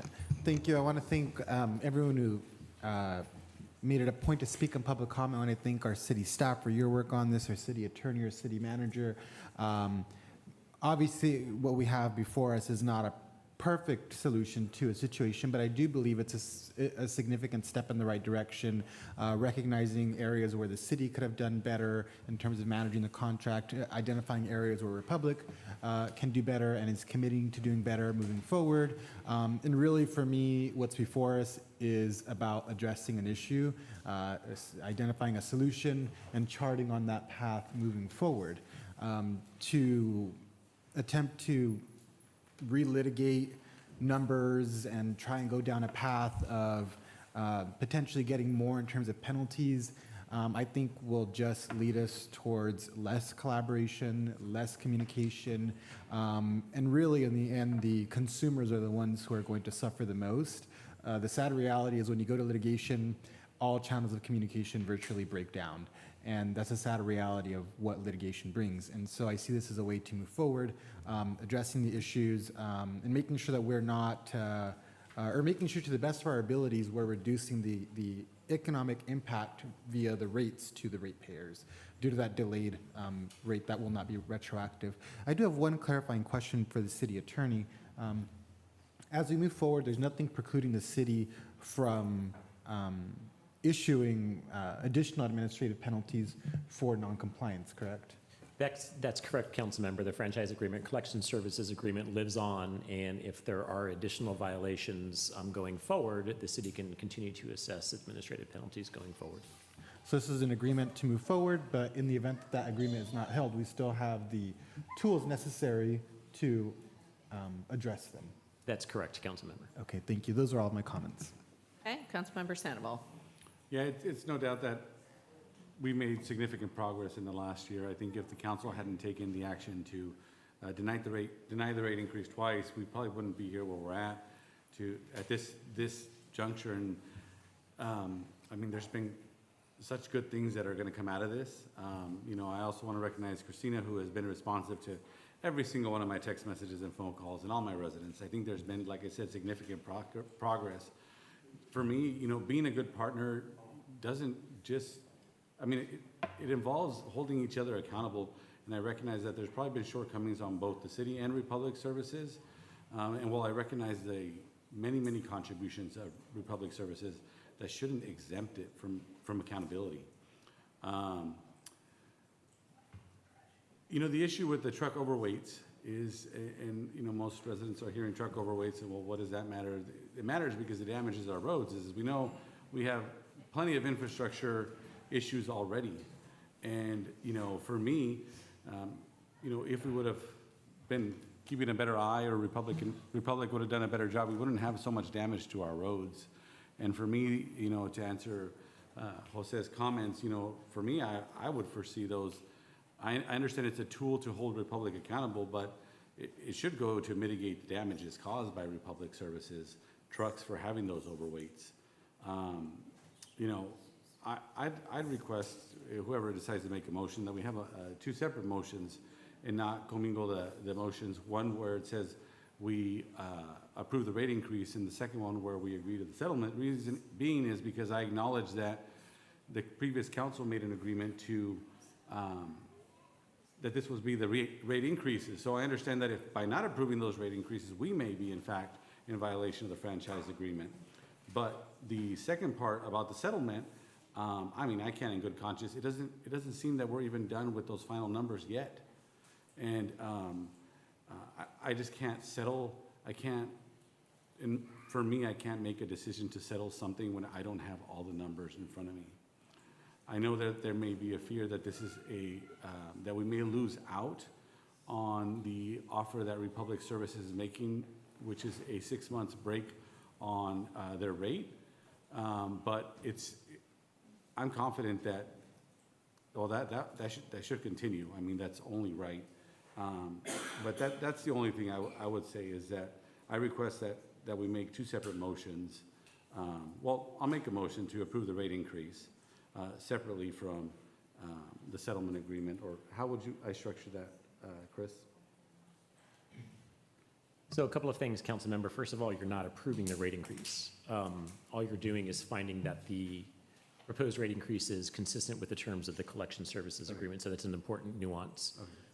So if your request is to bifurcate these two issues, the motion that you just made is fine, but I would recommend that you consider, council, these two items together as presented in the resolution, because they are part of resolution of the outstanding issues, as well as, finding that the proposed rates are within the terms of the collection services agreement. So I understand Councilmember Sandoval's proposed motion, but my recommendation is that you leave them in one resolution and move forward that way. Okay, well, I'll wait to hear what what the rest of the council says then. Councilmember Gonzalez, final comments. Thank you, Madam Mayor. Wanting to thank our city staff for all their work on this. I'll echo the sentiments of my colleagues in stating that I don't think the actions, whichever way things turn out, I don't think the actions taken tonight will be the end-all be-all. This has been a long-standing relationship, and as such, I think that from the city's end, there were many lessons learned that we're now going to put into practice. I do have faith in the new leadership at Republic and our city's commitment to continued oversight, continued push for accountability. Also would like to echo Councilmember Rocha's comments and inquiry about, what would happen if in the future we did find that there was further negligence or that there were issues that did come up. And knowing that the city, by all means, can still take action is a great comfort to me. So very hopeful, cautiously optimistic about what will come moving forward. Thank you. Councilmember Barrera, final comments. Thank you, Madam Mayor. There's no doubt this is a needed service. I mean, we can't live without it. I want to thank the partnerships with the Republic. Mr. Jacobs, for your great work. This is not easy. I know several staff have been working on this. Madam Mayor, I would like to entertain a motion, but before I do that, I know when we were having our briefing, our city manager shared some, I think it's good information that the public should hear, and my colleagues, because I believe the city manager does recommend us, but I would like to hear him, and because I do want to make a motion and do this. Thank you. All right, so as part of this franchise agreement and part of trying to, we have an agreement where we're trying to work with Republic or any franchise agreement. Other cities have other providers where you try to work through on the issues moving forward. One of the missing things that we've had the last few years is we haven't done a good job of monitoring and managing the contract. Just let's be frank. And I think we have the resource now to do so. Now, it's a big ask to see whether we're actually going to do a better job, and I think we will. The other thing is we haven't also, our relations are two ways. So to the extent Republic is now responding to us, we should insist and move it forward. And I don't think we've done that as diligently as we should have in the past. So I'm confident now that we actually have the resources to do so. Part of that requires us monthly monitoring this, and frankly, we can come back and give you a quarterly report, and if you want to hold, I would actually suggest and encourage that moving forward. ask us to bring back a quarterly report. That puts both us and Republic on notice. And the other thing, it also holds us accountable to moving forward with the franchise agreement. And in the event that we need to bring back the discussion of fees and so forth, we do so. Let me be clear, there has been no fee assessed yet. In the event that there was, and we do in the future, then we can discuss. There is a process, a procedure how that money would be allocated. But that's certainly a council decision. So we can have that conversation when that occurs. So I think part of me, I'm suggesting hold us accountable, and we'll bring back a quarterly report. I feel comfortable saying that because I know now we have the staff and the resource to do so. Yes. And I think that's important. And if you move forward, we can bring it back. And I think the other thing is that it'll force us, Republican. The other thing is we're starting to solidify the relationship, right, with any waste hauler. This is not an uncommon challenge. And it puts us both on notice. And I think we can be both here together and presenting sort of the findings. The question about who's watching, what's happening. So we get reports, right? We have vehicles on the road. We have to inspect it with the CHP will put us over. We do our bid inspections and so forth. So we're trying to also hold ourselves accountable for our equipment. And so who's watching us? But we're watching ourselves. So that's not uncommon. That's the same thing with Republic. They have their records. They're also are required to keep their weights and so forth. And we have to get that. We have to see it and then react to it. And I think a quarterly report will help us do that, if that's what you asked us to do. Thank you, sir. And before I make my motion here, I just want to acknowledge Ms. Cristina Urquidez's great work. I mean, you've been a great partner with the city. I know we all appreciate your work. And Mr. Mendez, you did talk about accountability, and that's what my colleagues are looking at. And I think accountability begins with us here first. So with that, I'm going to make a motion to approve this resolution. Let me read it, because I like to read here. There you go. Finding the proposed annual adjustments to Republic Services of Salinas, Republic Services schedule of service fees and schedule of rates for residential and commercial customers effective January 1, 2025, to be within the terms of the collection services agreement. And 2, authorizing the city manager to accept Republic's proposal for resolution of performance issues. Thank you.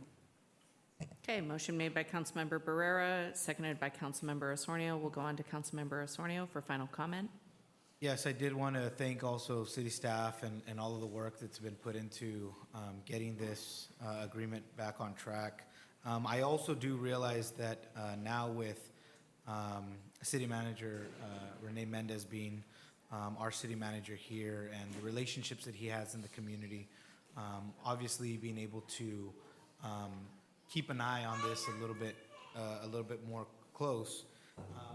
That we were out without a city manager for some time, and we have faced challenges with staffing here at the city. And I'm not saying it's just a one-way, but I think that with the contract, the language in there of being able to work together, because Republic has said that there's some things that they could have done better. The city says there's some things they could have done better. And now I think it's the responsibility of us to continue the work to work together. And I'm confident in the abilities of our city manager. I think he's very skilled and knowledgeable and has the experience to make sure that we execute a really good contract from this point on. And also with Christina and the work that she does, even outside of work, I think that it should be without needing to be said that I think that we have some really good people, really good staff on both sides to make these, be able to improve the situation going forward. So I'm happy to second the item. Thank you. My comments come from a place of understanding that the city has many different relationships throughout the community. We have relationships at the County of Monterey.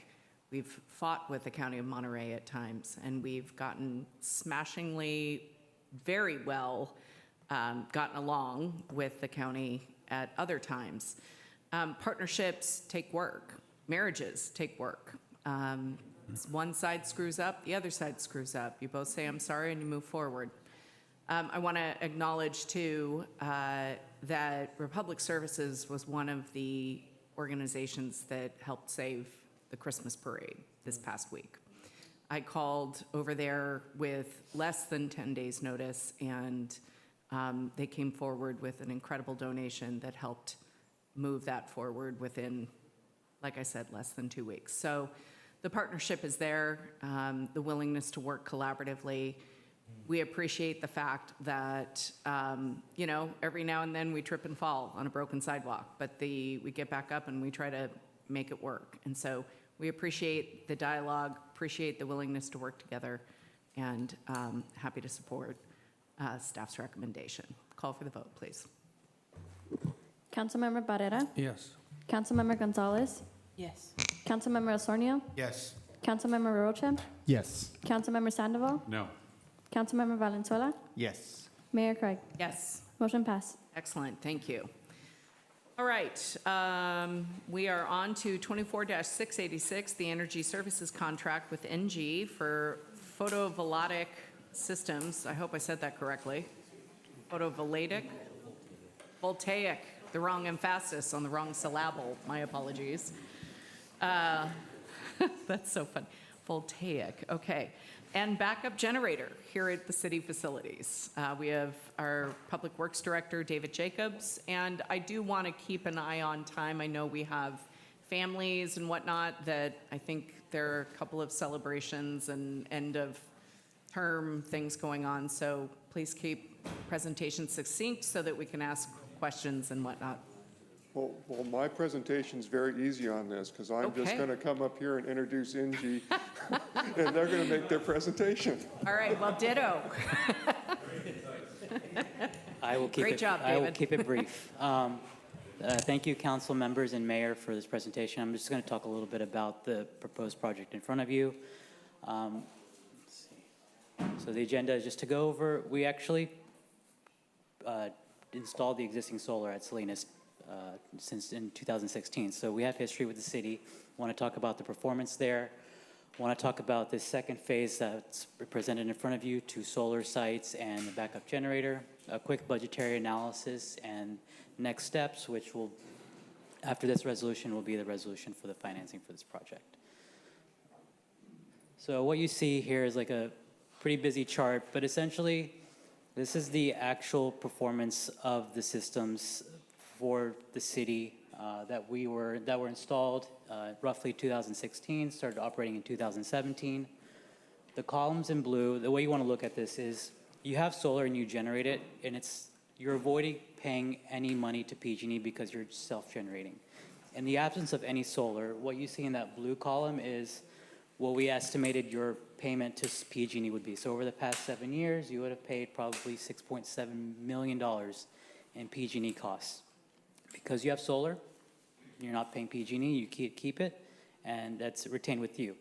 The green column is actual production levels. So we actually exceeded production on those 7 sites. And everybody knows the news about PG&E rising escalation rates this past week. PG&E just requested their 5th rate hike for this year. So if you didn't have solar, your energy bill would have been even higher. So what this shows you is just your realized savings is even better than what you had done before. So it's great to do solar from an environmental standpoint and a sustainability standpoint. So this is excess savings of $700,000 before all the crazy escalation rates with PG&E.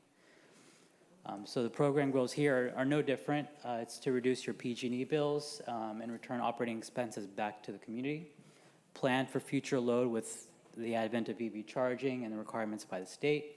And there's a NEM deadline. So NEM 2.0, it's the financially beneficial tariff that allows solar to receive full credits back. That's expiring truly at the end of April 2026. So these systems need to be turned on, or at least requested to be turned on by then. A quick timeline of our project so far. So we submitted applications back in April 14, 2023.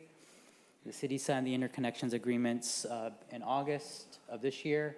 We did development work, we had subcontractors, we priced out the project, developed the scope of work, and that's in the contract that's a part of the packet. We had a finance subcommittee meeting with city, that was on October 8th, that allowed us to move forward to this council meeting. We posted a public hearing actually on November 19th, not November 5th. And today is your opportunity to ask questions and approve the project and financing.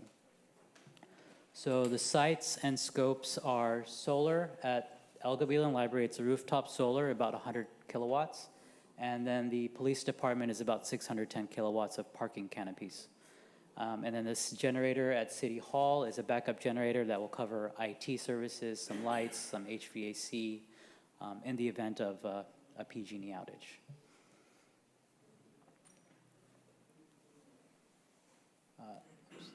This is just a quick budgetary pro forma. I know the financing can get more into the details, but ultimately this project costs about $4.77 million. It's all financed via debt service from Bank of America. The term is 4.255% for 20 years, and over the 25-year life of the project, we estimate at least $5 million in savings, if not more, depending on rising escalation PG&E rates. I promise to keep it brief, so that's all I have. Happy to answer any questions. Thank you. I appreciate it. Okay, I'll start to my left. Councilmember Valenzuela, questions? Let's hold for comment. Okay, Councilmember, great. All right, coming down the dais. Councilmember Barrera. No. Okay, Councilmember Sornio. Out to the public. Any member of the public wish to comment on this item?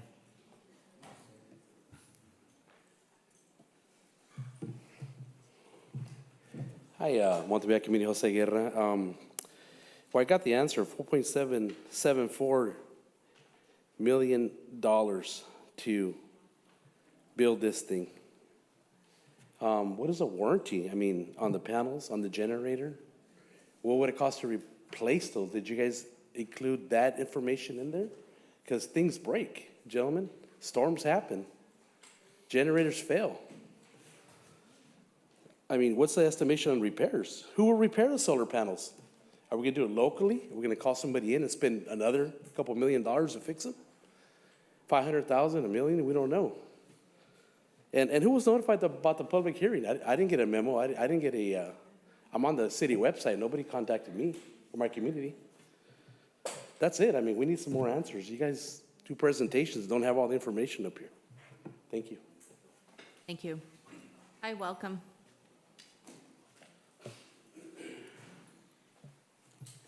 This might be your last time to put up with me. Name is Eric Peterson. In the interest of full disclosure, I've got stock in PG&E. And just two quick things.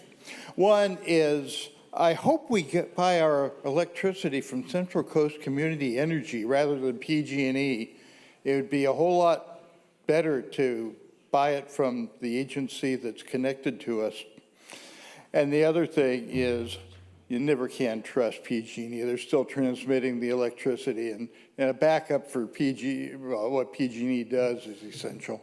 Thank you. Thank you. All right, we'll go ahead and close public comment. Go over to Zoom. Does any member of the public on Zoom wish to comment on this item? If so, please use the raise hand function.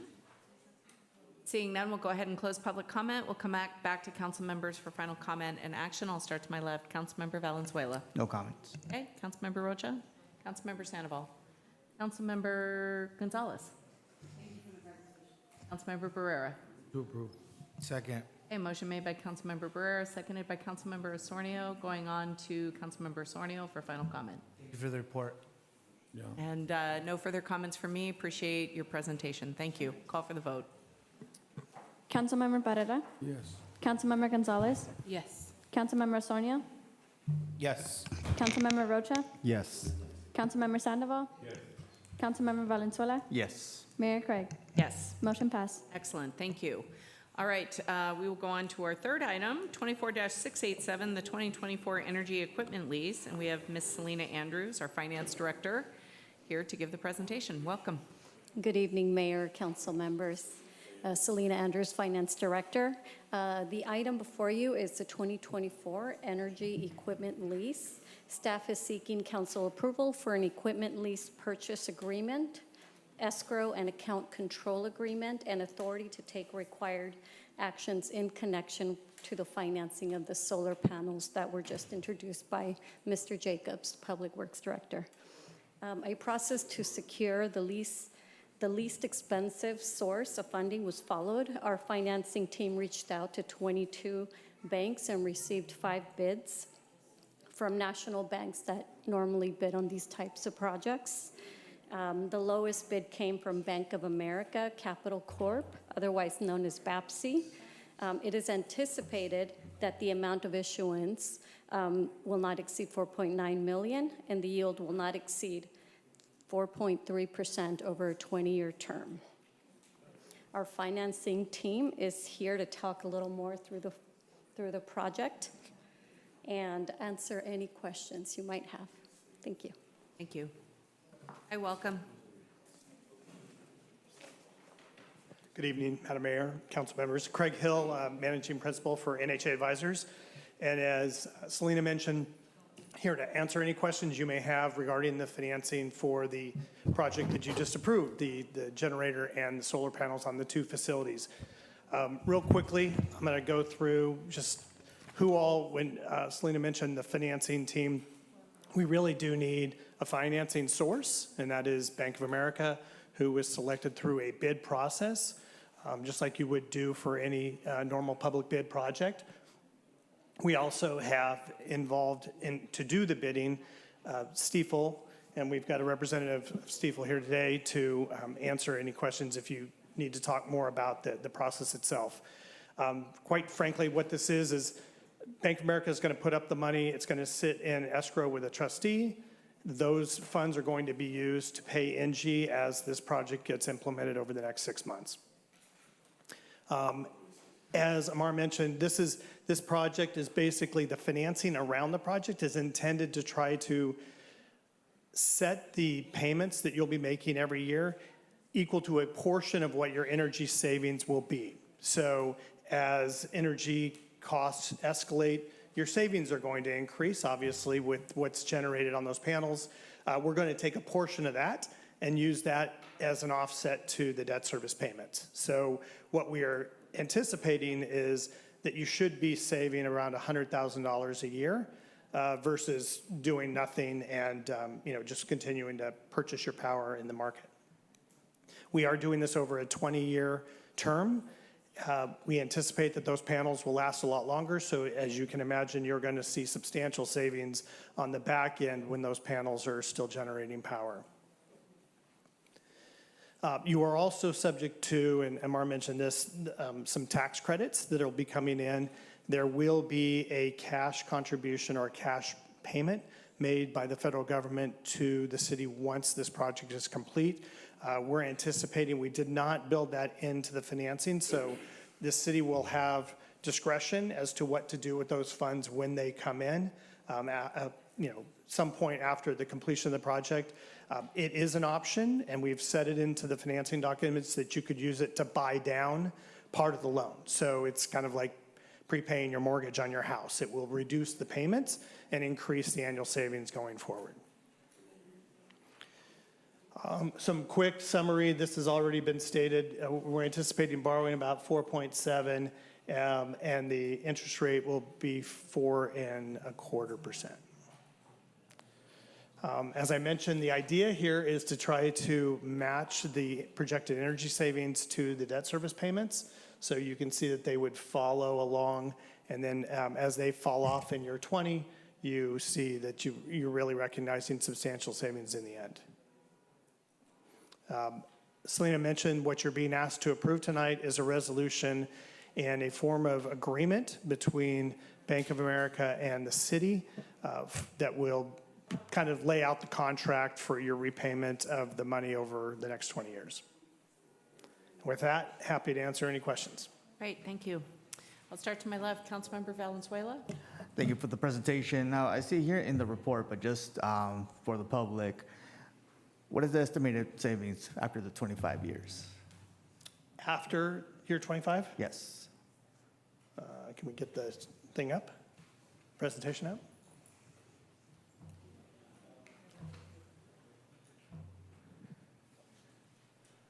So as you can see, what's anticipated is the savings will be, if I'm reading this right, what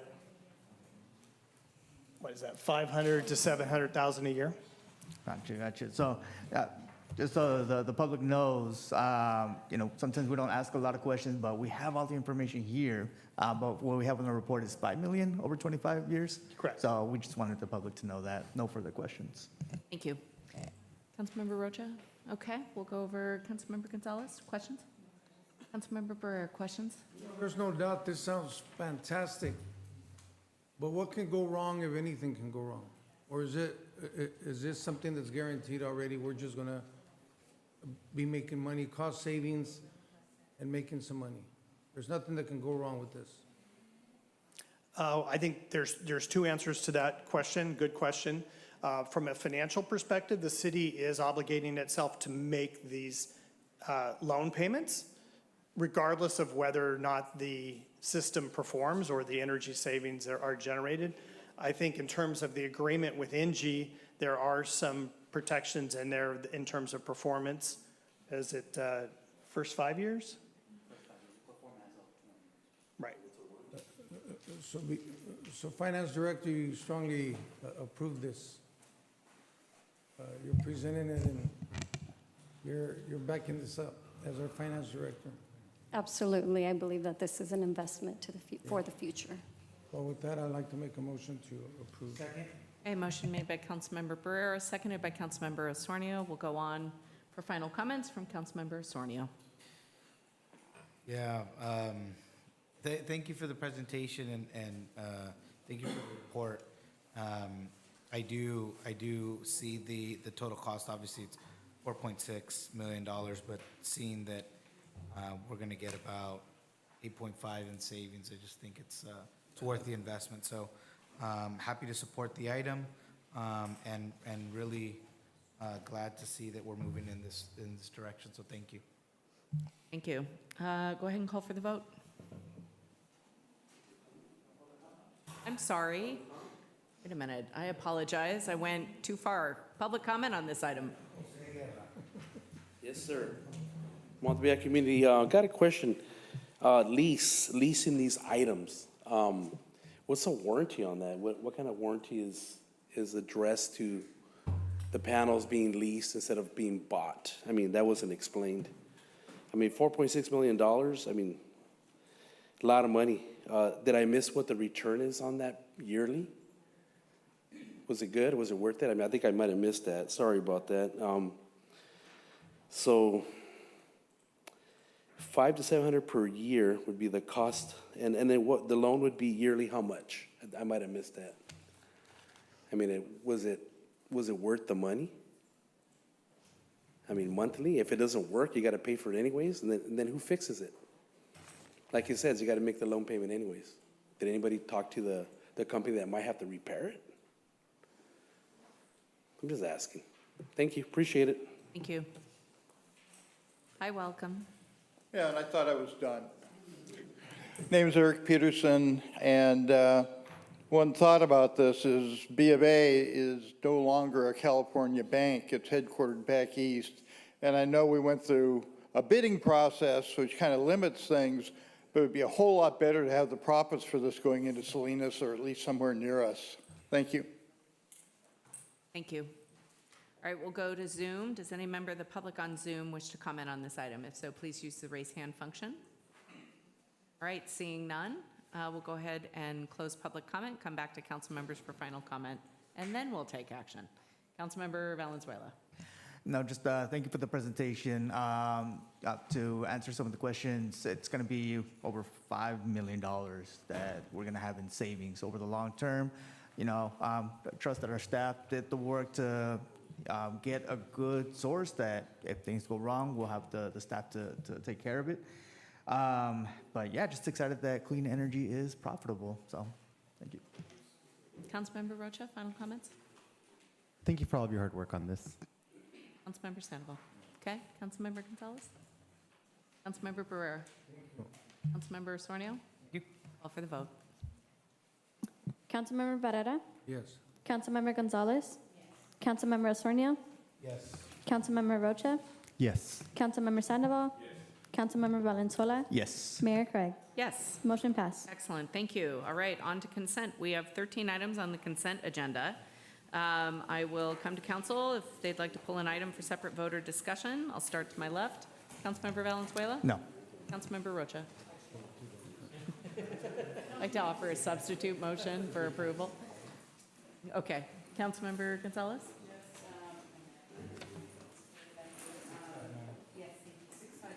Okay. Okay, Councilmember Barrera? Just 628, 659, and 678, just for a comment, Okay, brief comment. 678, you said? Yes. Okay, Councilmember Osornio? So I'm going to be pulling, and yeah, there'll be brief comments as well. 628, 659, and 680, please, Madam Mayor. Okay, we'll go out to the public. Any member of the public wish to pull an item? 678, okay. We'll go over to Zoom. Does any member of the public on Zoom wish to pull an item? If so, please use the raise hand function. All right, seeing none, I will go ahead and close public comment. I'll need a motion to approve the remaining items. To approve. Second. A motion made by Councilmember Barrera, seconded by Councilmember Osornio on 690, 645, 666, 668, 675, 679, 688, 689, and 691. Call for the vote. Councilmember Barrera. Yes. Councilmember Gonzalez. Councilmember Osornio. Yes. Councilmember Rocha. Yes. Councilmember Sandoval. Yes. Councilmember Valenzuela. Yes. Mayor Craig. Yes. Motion passed. Excellent, thank you. ID 628, Councilmember Barrera and Councilmember Osornio. You both pulled this item. Councilmember Barrera, you want to go first? Thank you. Madam Mayor, I think this is a fantastic project, and as I was talking with the city manager, I just want to make sure that we, in this project, are the restrooms are also, that's an expensive project, but the restrooms are going to be taken care of as well. That's correct. Our director can speak to that. You're talking about the park restrooms? Yes. Yeah, the park restrooms will be replaced as well as the restrooms that's part of the Little League Snack Shack as well. Yes. How about the one inside the recreation center? So we do have a project for that, and it's a separate project, but we will be working in coordination as both of these projects move forward. Do you know more or less when we can expect that? Shoot, I had it. Can I get back to you? Let me- Yeah, yes, I'll get back to you. I'll send you an email with those dates. Yes, thank you. And you know what, you, the city manager, I think one of the things, these are awesome projects, but what has happened in our restroom, park restrooms, the small negative element that we have in different parks start taking over the restrooms. We have to figure out a way how we can keep that safe for families, children to be able to use those restrooms, because after a while, they just take over, they graffiti it, we have a difficult time taking care of them. I mean, it's happened a little bit at Montebella restroom as well. So that's a concern, and I think we're on top of that. Okay, Councilmember Osornio. Yes, I just wanted to pull this item just to make the comment also. Really glad to see the upgrades that are being done on it. And again, these are just comments. But I did also want to commend Director Lundquist. When we first were talking about making the park safer because of the big investment that we were about to make, I know I've heard folks comment and say, well, you guys are building parks or you're upgrading the parks and nobody's utilizing the parks because they don't feel safe at the parks. And I just want to really commend your staff for continuing to make these parks safe. There's the security contract that is in place to make sure that we're keeping them safe, changing the culture at those parks so that when these big investments happen, people are just waiting to utilize them. So I just really wanted to take some time to say thank you for that and prioritizing the safety of the families that go there. also in complete support of making sure that we have the sufficient amount of monies that are going to be needed to make these park upgrades. I think a lot of folks are excited about that. And my last comment would just be, I know that there's been a couple of talks, city manager, about having kind of like the timelines where we can post online so people could kind of follow along as the upgrades are being done. I just wanted to say that I'm looking forward to that so that we can follow the journey of Gloucester Park. Thank you so much. Need a motion to approve? Motion to approve. Second? A motion made by Councilmember Barrera, seconded by Councilmember Osornio. Call for the vote on 628, please. Councilmember Barrera, Yes. Councilmember Gonzalez, Yes. Councilmember Osornio, Yes. Councilmember Rocha, Yes. Councilmember Sandoval, Councilmember Valenzuela, Yes. Mayor Craig. Yes. Motion passed. Excellent, thank you. 659, Councilmember Gonzalez, you pulled this item. Thank you, Madam Mayor. Just a few quick questions for Ms. Kristen Lundquist and Lisa, you both, one or the other. Just as to timeline, I know that there was a few bumps in the road on this one, but we managed to keep it moving. So just wanted to get an estimate on what you expect in terms of project completion. I'm knocking on wood that we won't have anything else come up, but I did get some questions from residents about the money was awarded, you know, in 2023, and there was a delay. Where are we going moving forward? So if we could just get that to the public. So the action tonight that the council is being asked to consider is a partial acceptance. So the project is partially complete. The contractor that was hired did complete some of the work. These two items are deemed complete, so we want to accept them. There are other items that were either not completed or not completed to standard. And so for these reasons, we parted ways with the contractor. At this point in time, the next step is to procure another contractor to finish the work. The timing and process for that is still to be determined. And so we definitely, once our path forward is set, we will inform the council and the community as to a projected timeline for moving forward. But the project is very close to completion, but we do need to make sure before we accept it that it is done to standard. Awesome, thank you. And, you know, I know that the rehabilitation of this bathroom was one of the integral components to AVP. So just really wanting to make sure that we get to the finish line. Thank you very much. I'm ready to move the item forward. Okay, motion made by Councilmember Gonzalez and seconded by Councilmember Rocha. We'll go on for comment. Councilmember Barrera, you also pulled this item? It was, question was answered. Thank you. Okay, Councilmember Osornio. Yes, and then just for the, just a comment. I know that this is the importance of having our on-call contractors, or I guess just the contractors that we have as it relates to when we need to have the work completed. Just wondering, I know that we're gonna start looking at different contractors. I always feel that if we can have those small local contractors, it always sounds good to have them on part of these projects. But I think that being some of the issues that came up with the contractor, I just want to make a strong recommendation that we kind of look at those contractors. Obviously, when we go out to bid, they're showing us their resume, why they can do it and how they're going to do it 10% cheaper than everybody else. But I want to stress the importance of that's the reason why we have to have these contractors that are trusted contractors in our community that do good work. Very supportive of whatever we need to do to make sure that this contract gets, or this bathroom gets completed. And I know I didn't say I had any questions, but Director Lundquist, if I can, just one question.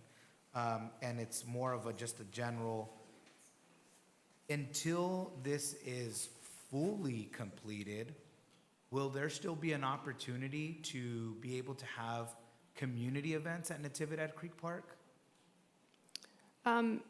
Yes, depending on the nature and size and the scope and those kinds of things, we'll evaluate on a case-by-case basis. Okay, so just putting the request through the current Special event permit process, yes. Thank you. Mm-hmm. No further questions. Okay, we will call for the vote. Councilmember Barrera, Yes. Councilmember Gonzalez, Councilmember Sornia, Yes. Councilmember Rocha, Yes. Councilmember Sandoval, Councilmember Valenzuela, Yes. Mayor Craig. Yes, Motion pass. excellent. ID 678, we have a member of the public, Mr. Guerra, you pulled this item? No? Yeah, I did. Sorry. 678, I did. 680 or 678? I'm sorry, did you pull 680? No, 678. Okay, we're on 678. Yep, shot spotter, right? Got it.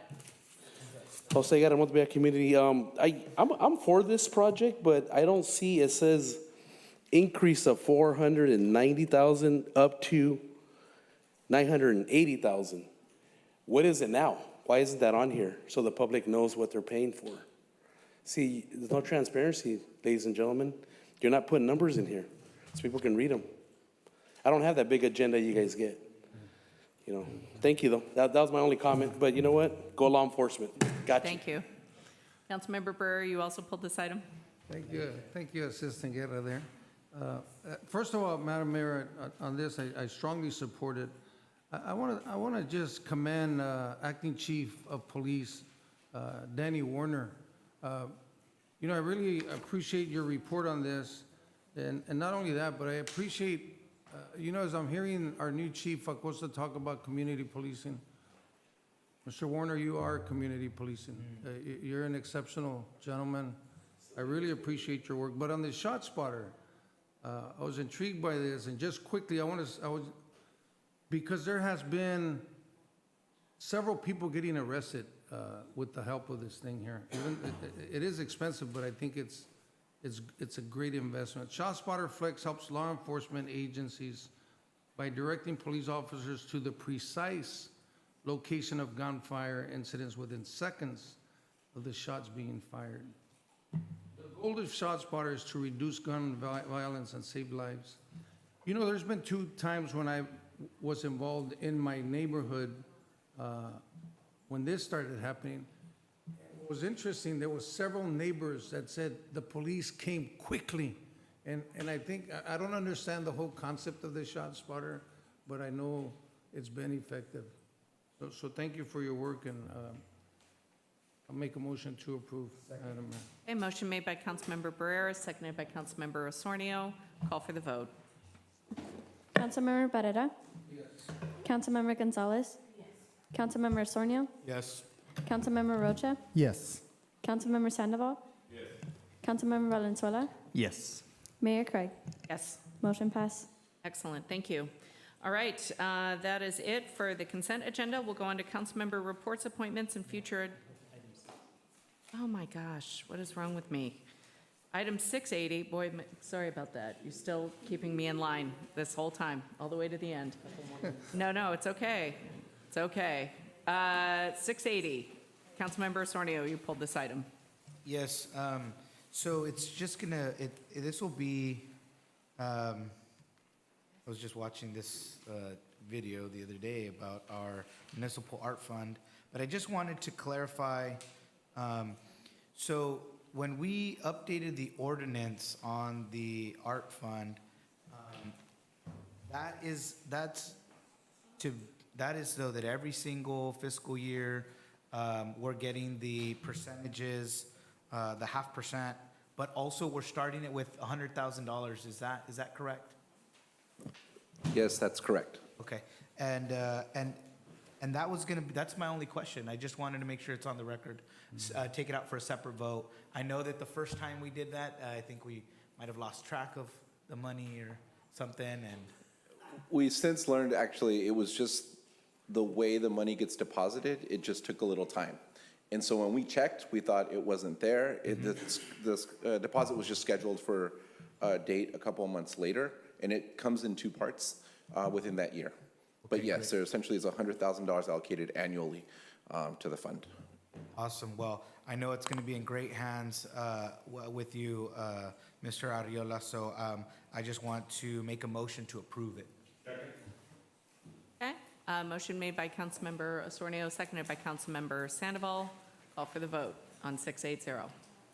Councilmember Barrera, Yes. Councilmember Gonzalez, Yes. Councilmember Osornio, Yes. Councilmember Rocha, Yes. Councilmember Sandoval, Councilmember Valenzuela, Yes. Mayor Craig. Yes. Motion passed. Okay, are we done with consent? I'm just kidding. All right, on to councilmember reports, appointments, and future agenda items. I will start to my left, Councilmember Valenzuela. No, I just wanted to say once again to my fellow council members, the community members, to city manager and city attorney, thank you so much. Mayor Craig, you've been amazing. It was a fun 5 months. I learned a lot, and like I said before, keep staying involved. So thank you, everybody. Thank you. Councilmember Rocha? Thank you. I want to take a moment to thank all the constituents of the 6th District. What an amazing experience this has been, and what an incredible journey we have been on together. When I took office in 2020, I wasn't sure what to expect. But I made sure to call my good friend and mentor and predecessor, Jill Lutz, and ask her, what should I be looking out for as a incoming council member representing District 6? And she told me, you really need to focus on Baranda Road, Independence Boulevard, and oh, by the way, there's a little something called a liquid amber tree that might give you a really big headache throughout your entire time on council. And I'm proud to share that in working with my colleagues on the city council, we made so much progress together. We were able to repair completely Independence Boulevard. We've started construction on Baranda Road widening, and we've managed to make significant investments in our sidewalks to address this tree called liquid amber trees and the impacts it's had on our sidewalks. But it's been an incredible journey, and I'm proud to leave the district from this capacity, leave the role as a council member in this capacity in what I feel to be leaving the district in a better place than I found it 4 years ago. And that was really important for me as someone that was raised not founded, but as I assumed the role 4 years ago, as someone that was raised in this district, that was really important for me. The work continues, and I know District 6 residents will continue to be engaged and involved, and I certainly wish the incoming Councilmember Aurelio Salazar all the best in this role. It's an amazing opportunity to serve the community. I know he'll do well. And certainly I'll be here to support him in this role.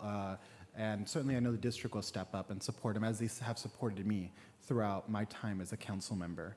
I want to thank my mom and my sister, who really have been by my side through it all. It's interesting, as I have been in office, people have often been surprised at my age in the roles that I've had, and they've asked me, do you come from a political family? And while, politics runs in our, existence as, people of color and from marginalized backgrounds, it's just part of our identity. But really, I didn't come from a political family. As a matter of fact, my mom and sister were always, concerned about the reality of me getting into politics because they knew that I'm someone that doesn't bite my tongue and doesn't hold back, and someone who speaks my truth. And so they were concerned about what that would mean. But I'm so grateful for their support, and I'm excited to be able to spend more time with them and be the son and brother that they deserve. And on that note, on the note of speaking your truth, I want to share with the public and with my supporters and anyone who's ever found inspiration in me. Hopefully, I could have a few more minutes, please. No. No. Just kidding. No, this is the end. That's your time. You had the ceremony. No. But earlier this year, the Monterey County Weekly described me as a fearless politician. And while that is, really kind, and I appreciate that, the truth is that couldn't be further from the truth. Fear exists in all of us, especially when you hold roles like this. But what I want to share with the public is, as we took on huge issues, rent stabilization, tenant protections, seriously, these policy topics fundamentally changed the power structure in our community and upended really oppressive structures that have existed for far too long. Of course, you have fear when you take on these issues. But what I want to share with the public is, every time that I sat in this chair and I looked into the audience and I saw your desire for a better future. I saw your engagement on the issue. I saw you showing up even after a long day of work here to fight for your neighbors, to stand up for someone you don't know. That inspired me and that empowered me. So while fear exists in all of us, the power of community is enough to overcome any fear. And I thank you so much for empowering me every step of the way as your council member. It's been an honor to serve you. I want to thank the commissioners who served with me during this period, and I want to thank all of our city staff. You all are so amazing and talented. It's been such an honor to be able to work with you all, to see your passion for the work you do, the vision you have, and I'm so excited to see what lies in the future for this city with our new city manager, who I know will lead us and our city in the right direction. So thank you all of you for your dedicated hard work. And let's welcome our new city council with open arms. And we know that they'll do great work for us. And the work continues. La lucha sigue y sí se puede. Thank you so much for giving me this opportunity. Councilmember Sandoval? All right, well, first I'd like to announce we are having a community already? Wow. No, just kidding. We're having a community meeting December 11th. Coming up 6 p.m. to 8 p.m. in the Lowerwood Elementary School area. It's going to be in their multi-purpose room. We're talking about public safety, road conditions, and speed cushions. Thank you to Anna, Jose, and Jessica who are helping facilitate that. The community is invited as well as my colleagues. The next item we have is on Thursday at Santa Rita School. Santa Rita School, thank you to the principal, Donna Koenig. We are hosting the Santa Rita Winter Wonderland. So we invite everyone to come see the festive lights, and we're going to be showing the movie Elf, and you get free hot chocolate and cookies to the first 300 people. Tony, we'll see you there. And also, want to share that I was nominated to be on the nomination committee for the upcoming officers for the Salinas Valley Solid Waste Authority. So we'll be, along with Councilmember Ansaldo from Soledad, be bringing recommendations for the next leadership positions at the Salinas Valley Solid Waste Authority in January. So to my colleague to the left, Anthony Rocha, he's slightly younger than I am, but the reality is he's imparted a lot of wisdom, which you don't really expect from a young person because you think they're just a young, inexperienced. Not too much now. Yes, but no, the reality is he's imparted a lot of wisdom in me. I know he's made me a better council member, and you know his passion, knowledge, and man, the way he can articulate things is just amazing. So I want to thank him very much. Carla, who taught me to know that we belong in these spaces, and always taught me the importance of speaking for those who often get neglected and have no representation, because they're often too busy working, living their lives, or raising their kids. Thank you, Carla. Jesus, although it was only a short stint, here, the constant reminder of how important it is to engage community on a deeper level and to drive that over and over, and just to approach that from not just a standard but a creative level. Well, I mean, that is something that I know that the next council and I will be committed to doing. So thank you, Jesus. Councilmember Osornio. No, you know, I think, you know, this is not based on any data,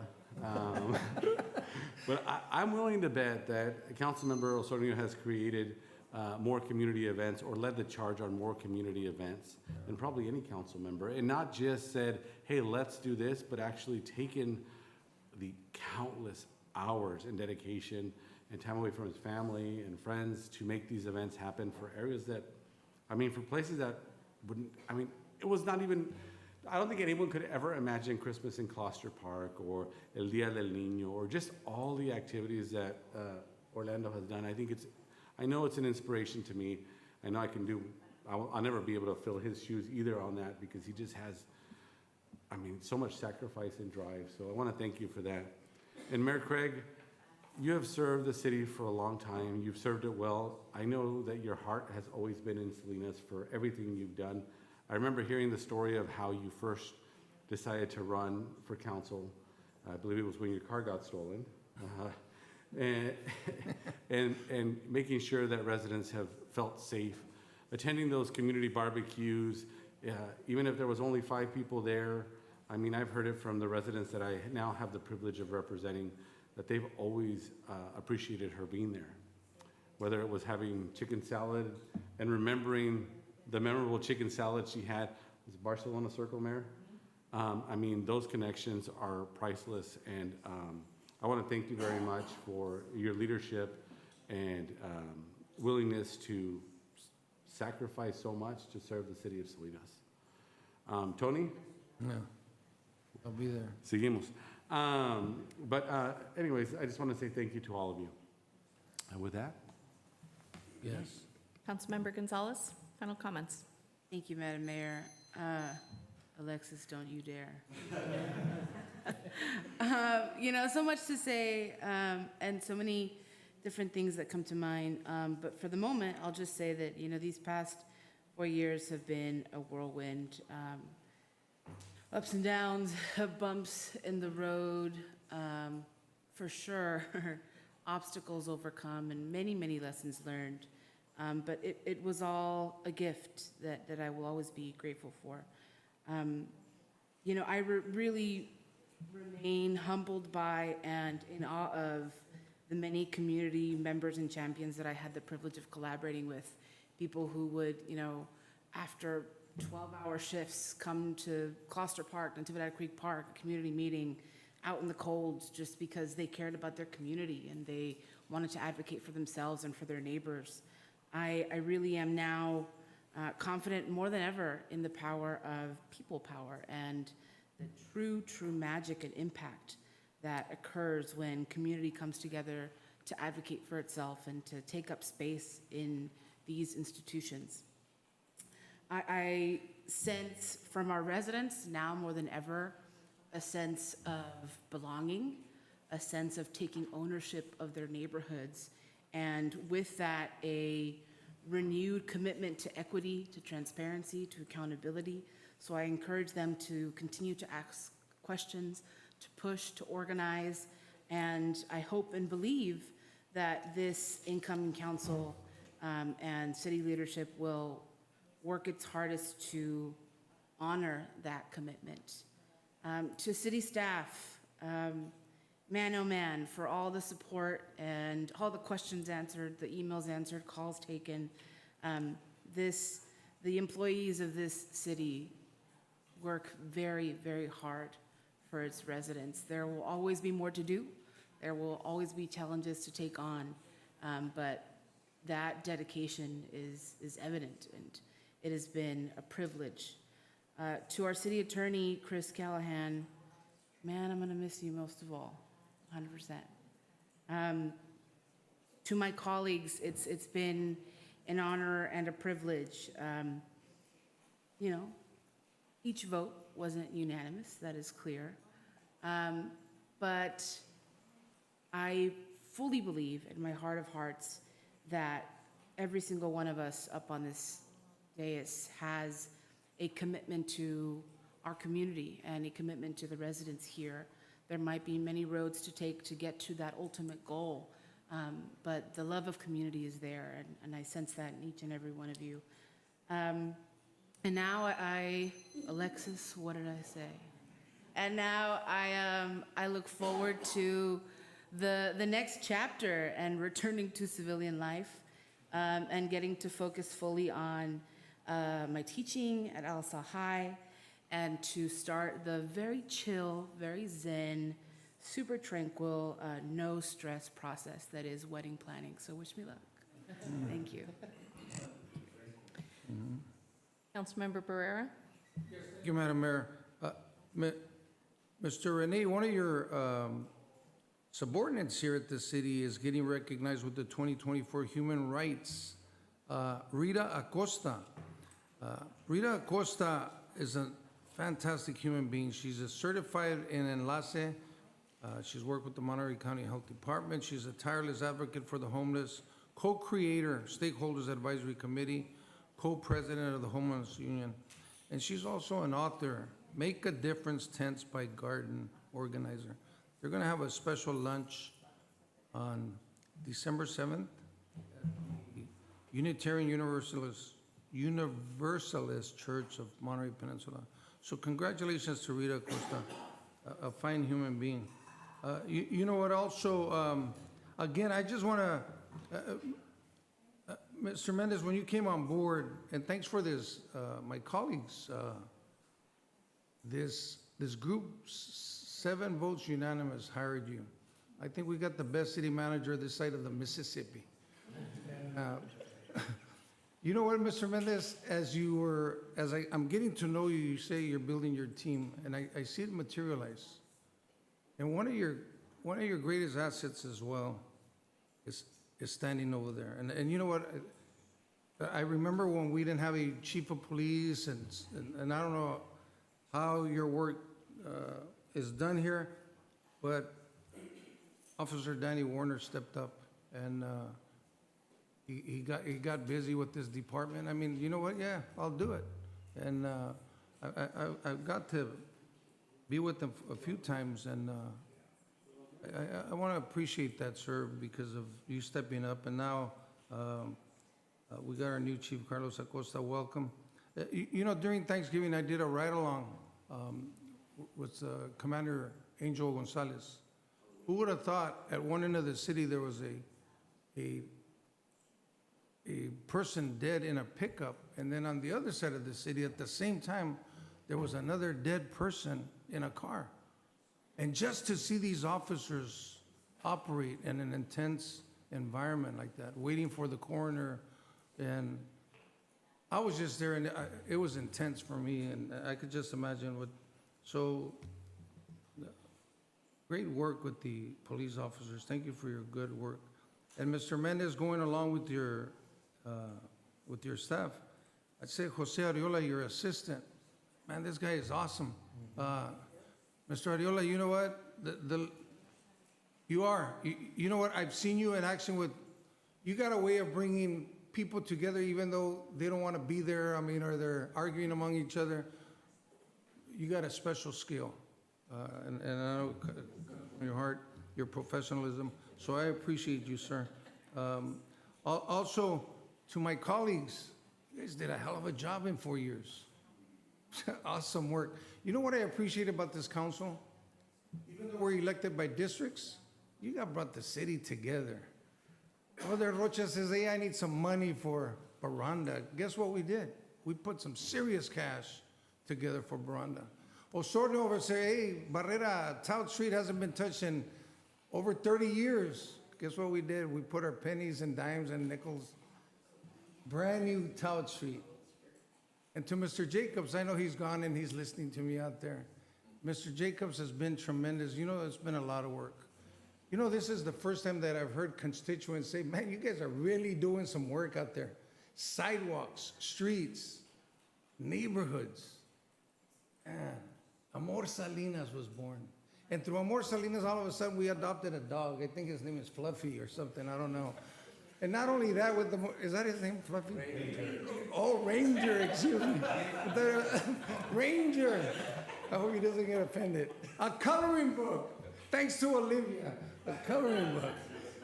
You know what? And to Councilmember Andrews' comment, these fine people out there, you guys did some awesome work. I think I'm going to venture to say 55 to 60% of our constituency are renters. Man, what this body did, whether it's false hope, whatever people want to call it, that's not going to work. People were asking us, please help. This is exactly what this council did, was to help people. Not limosneros, not people begging, but hardworking people. You know what? Please help us. And I concur to the staff, man. We got some, please, none of you leave right now. Some exciting things are going on. I know people are taking off. I think Renee Mendez is going to start giving raises. I don't know what you're going to do with it. Keep people here. This is an awesome team. I really mean that. You know what, into the mayor's word, serving the public is a hoot. I enjoy this gig. The sad thing is we're in a political arena. You never really know who's telling the truth. It's there somewhere.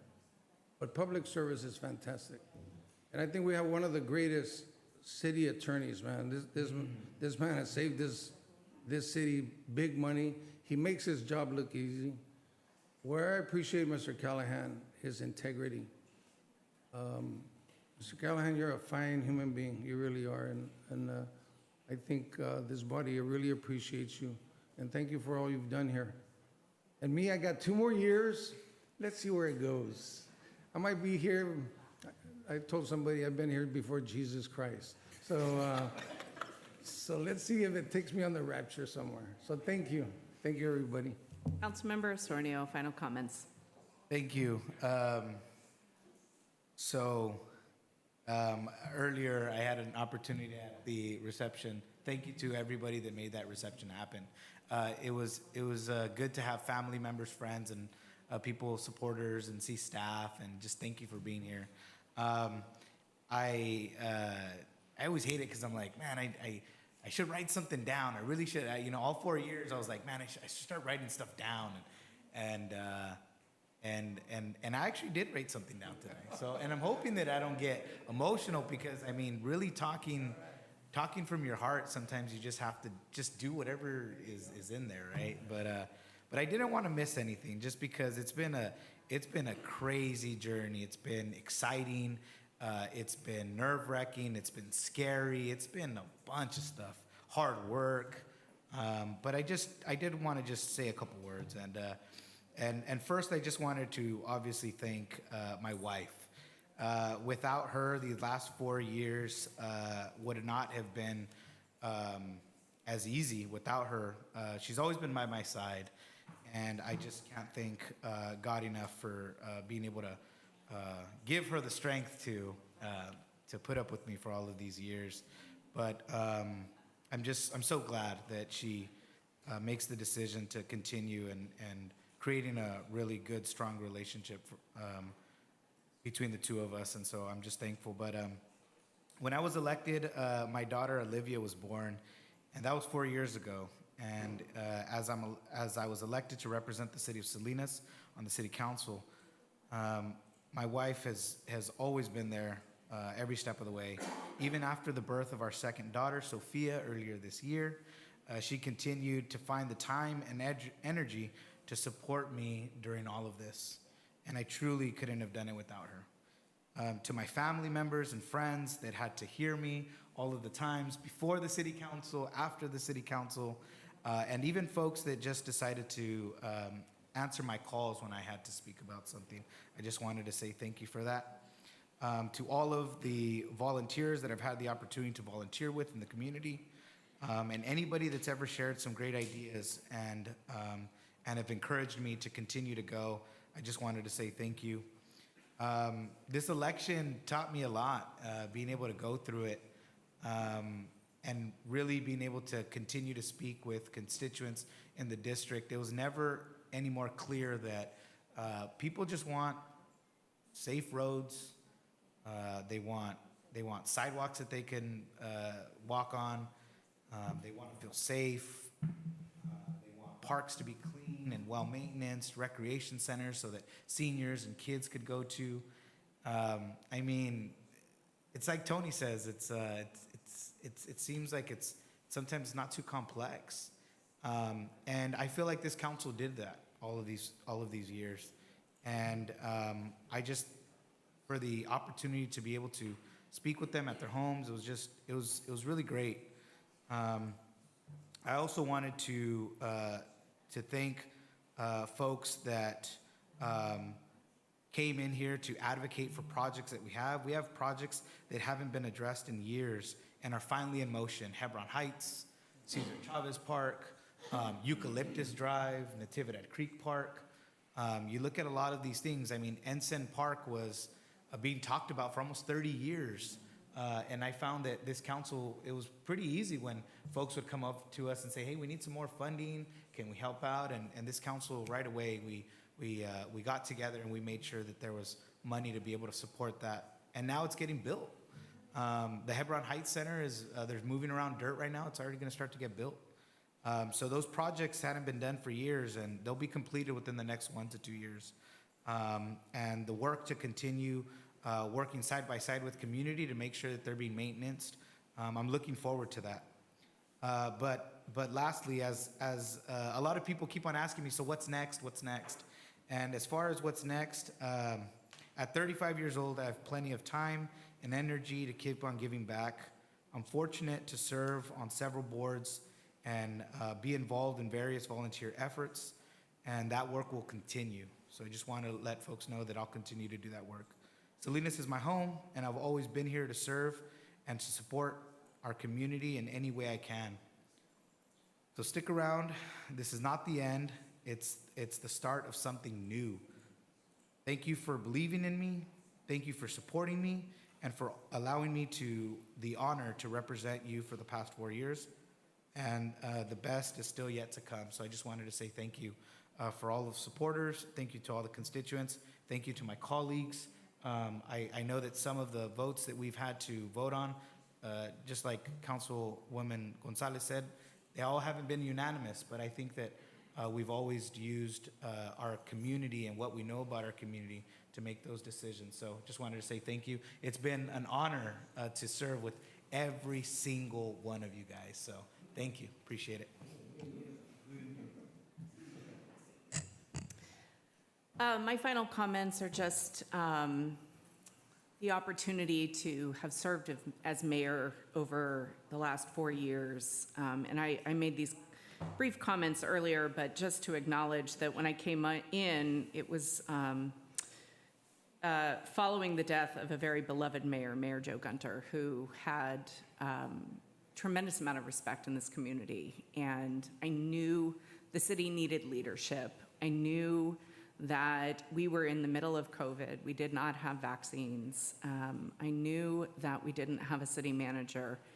I had had some experience as a council member hiring a city manager. And so when the call came forward, I felt called to lead at that point.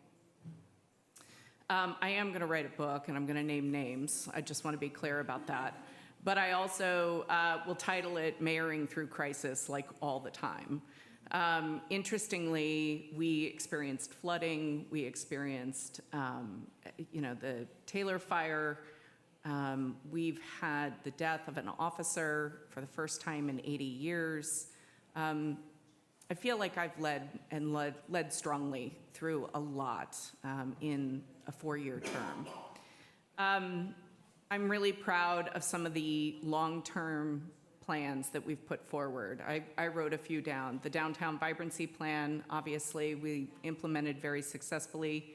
The Alisal Vibrancy Plan, the Economic Development element for the general plan, the Salinas Fire Master Plan, and the Parks, Recreation, and Libraries Master Plan, as well as the construction of the El Gavilan Library and the Salinas Police Services Building, and the rehabilitation of downtown. And that's just one small section of it.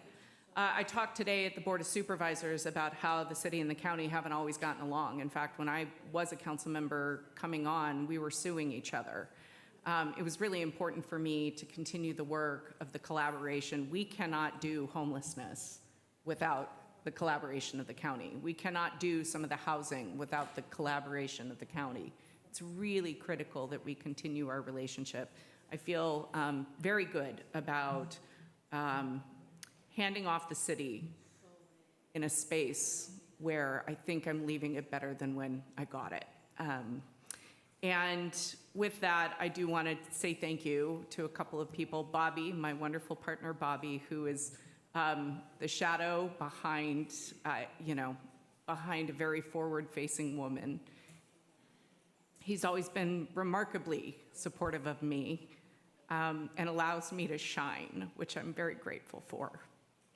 And my dad, who is my biggest cheerleader and watches the city council meetings from his retirement home. So I love him for that. And Danny and Heather, who are watching from out of state, they watch city council meetings just to see how his sister is doing up on the dais. I just want to say thank you for your support over the years, and the Wednesday morning quarterbacking can now subside.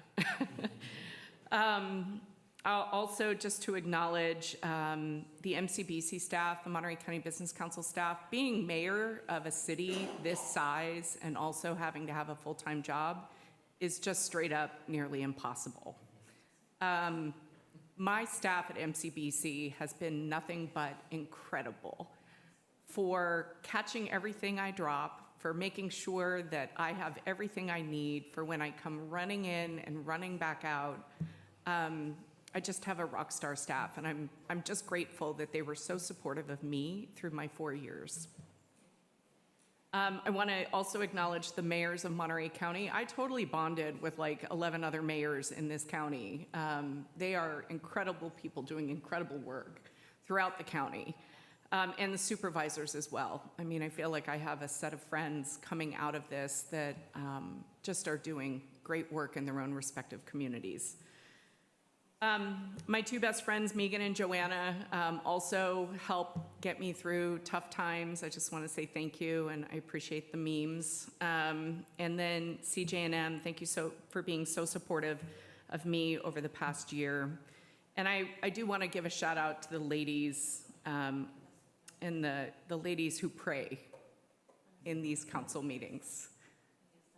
Sometimes we need to be prayed upon. And prayed, P-R-A-Y, I should say, like not E-Y, prayed upon. And in a world where First Amendment rights of public comment include name-calling and include accusations and include incorrect information, they're bringing a light to public comment. And I'm just grateful for that. So thank you. Renee and Chris, thanks for getting me to the finish line. Appreciate it. Staff, I have said that we do the policy, but it's really your job to get the work done. I want to acknowledge each of the department heads, Sam Klemek, Marina Horta Gallegos, Lisa Brinton, Kristen Lundquist, Carlos Acosta, David Jacobs, Selena Andrews. Very grateful for your incredible work. And I made the comment earlier, I've never seen anything like it where we get just a giant amount of cash and a ticking clock to spend it all. That is not how normal local government goes. And I don't know how that's going to be in the future, but obviously the last 4 years we've had a lot of money to spend in a very short amount of time, and you guys have implemented and executed beautifully. So thank you. I also just want to say thank you to what my mom called the balcony people. Those are your supporters. They know who they are, but the ones who just support you indefinitely. Very grateful. And most importantly, to the residents of Salinas, it's been an honor and a privilege of a lifetime to serve you. We saw each other through good and bad, the crisis and the triumphs. Thank you for your overwhelming support. It's been a remarkable journey for me, and I'm incredibly grateful to have had the experience. Thank you. With that, this meeting is adjourned. Thank you.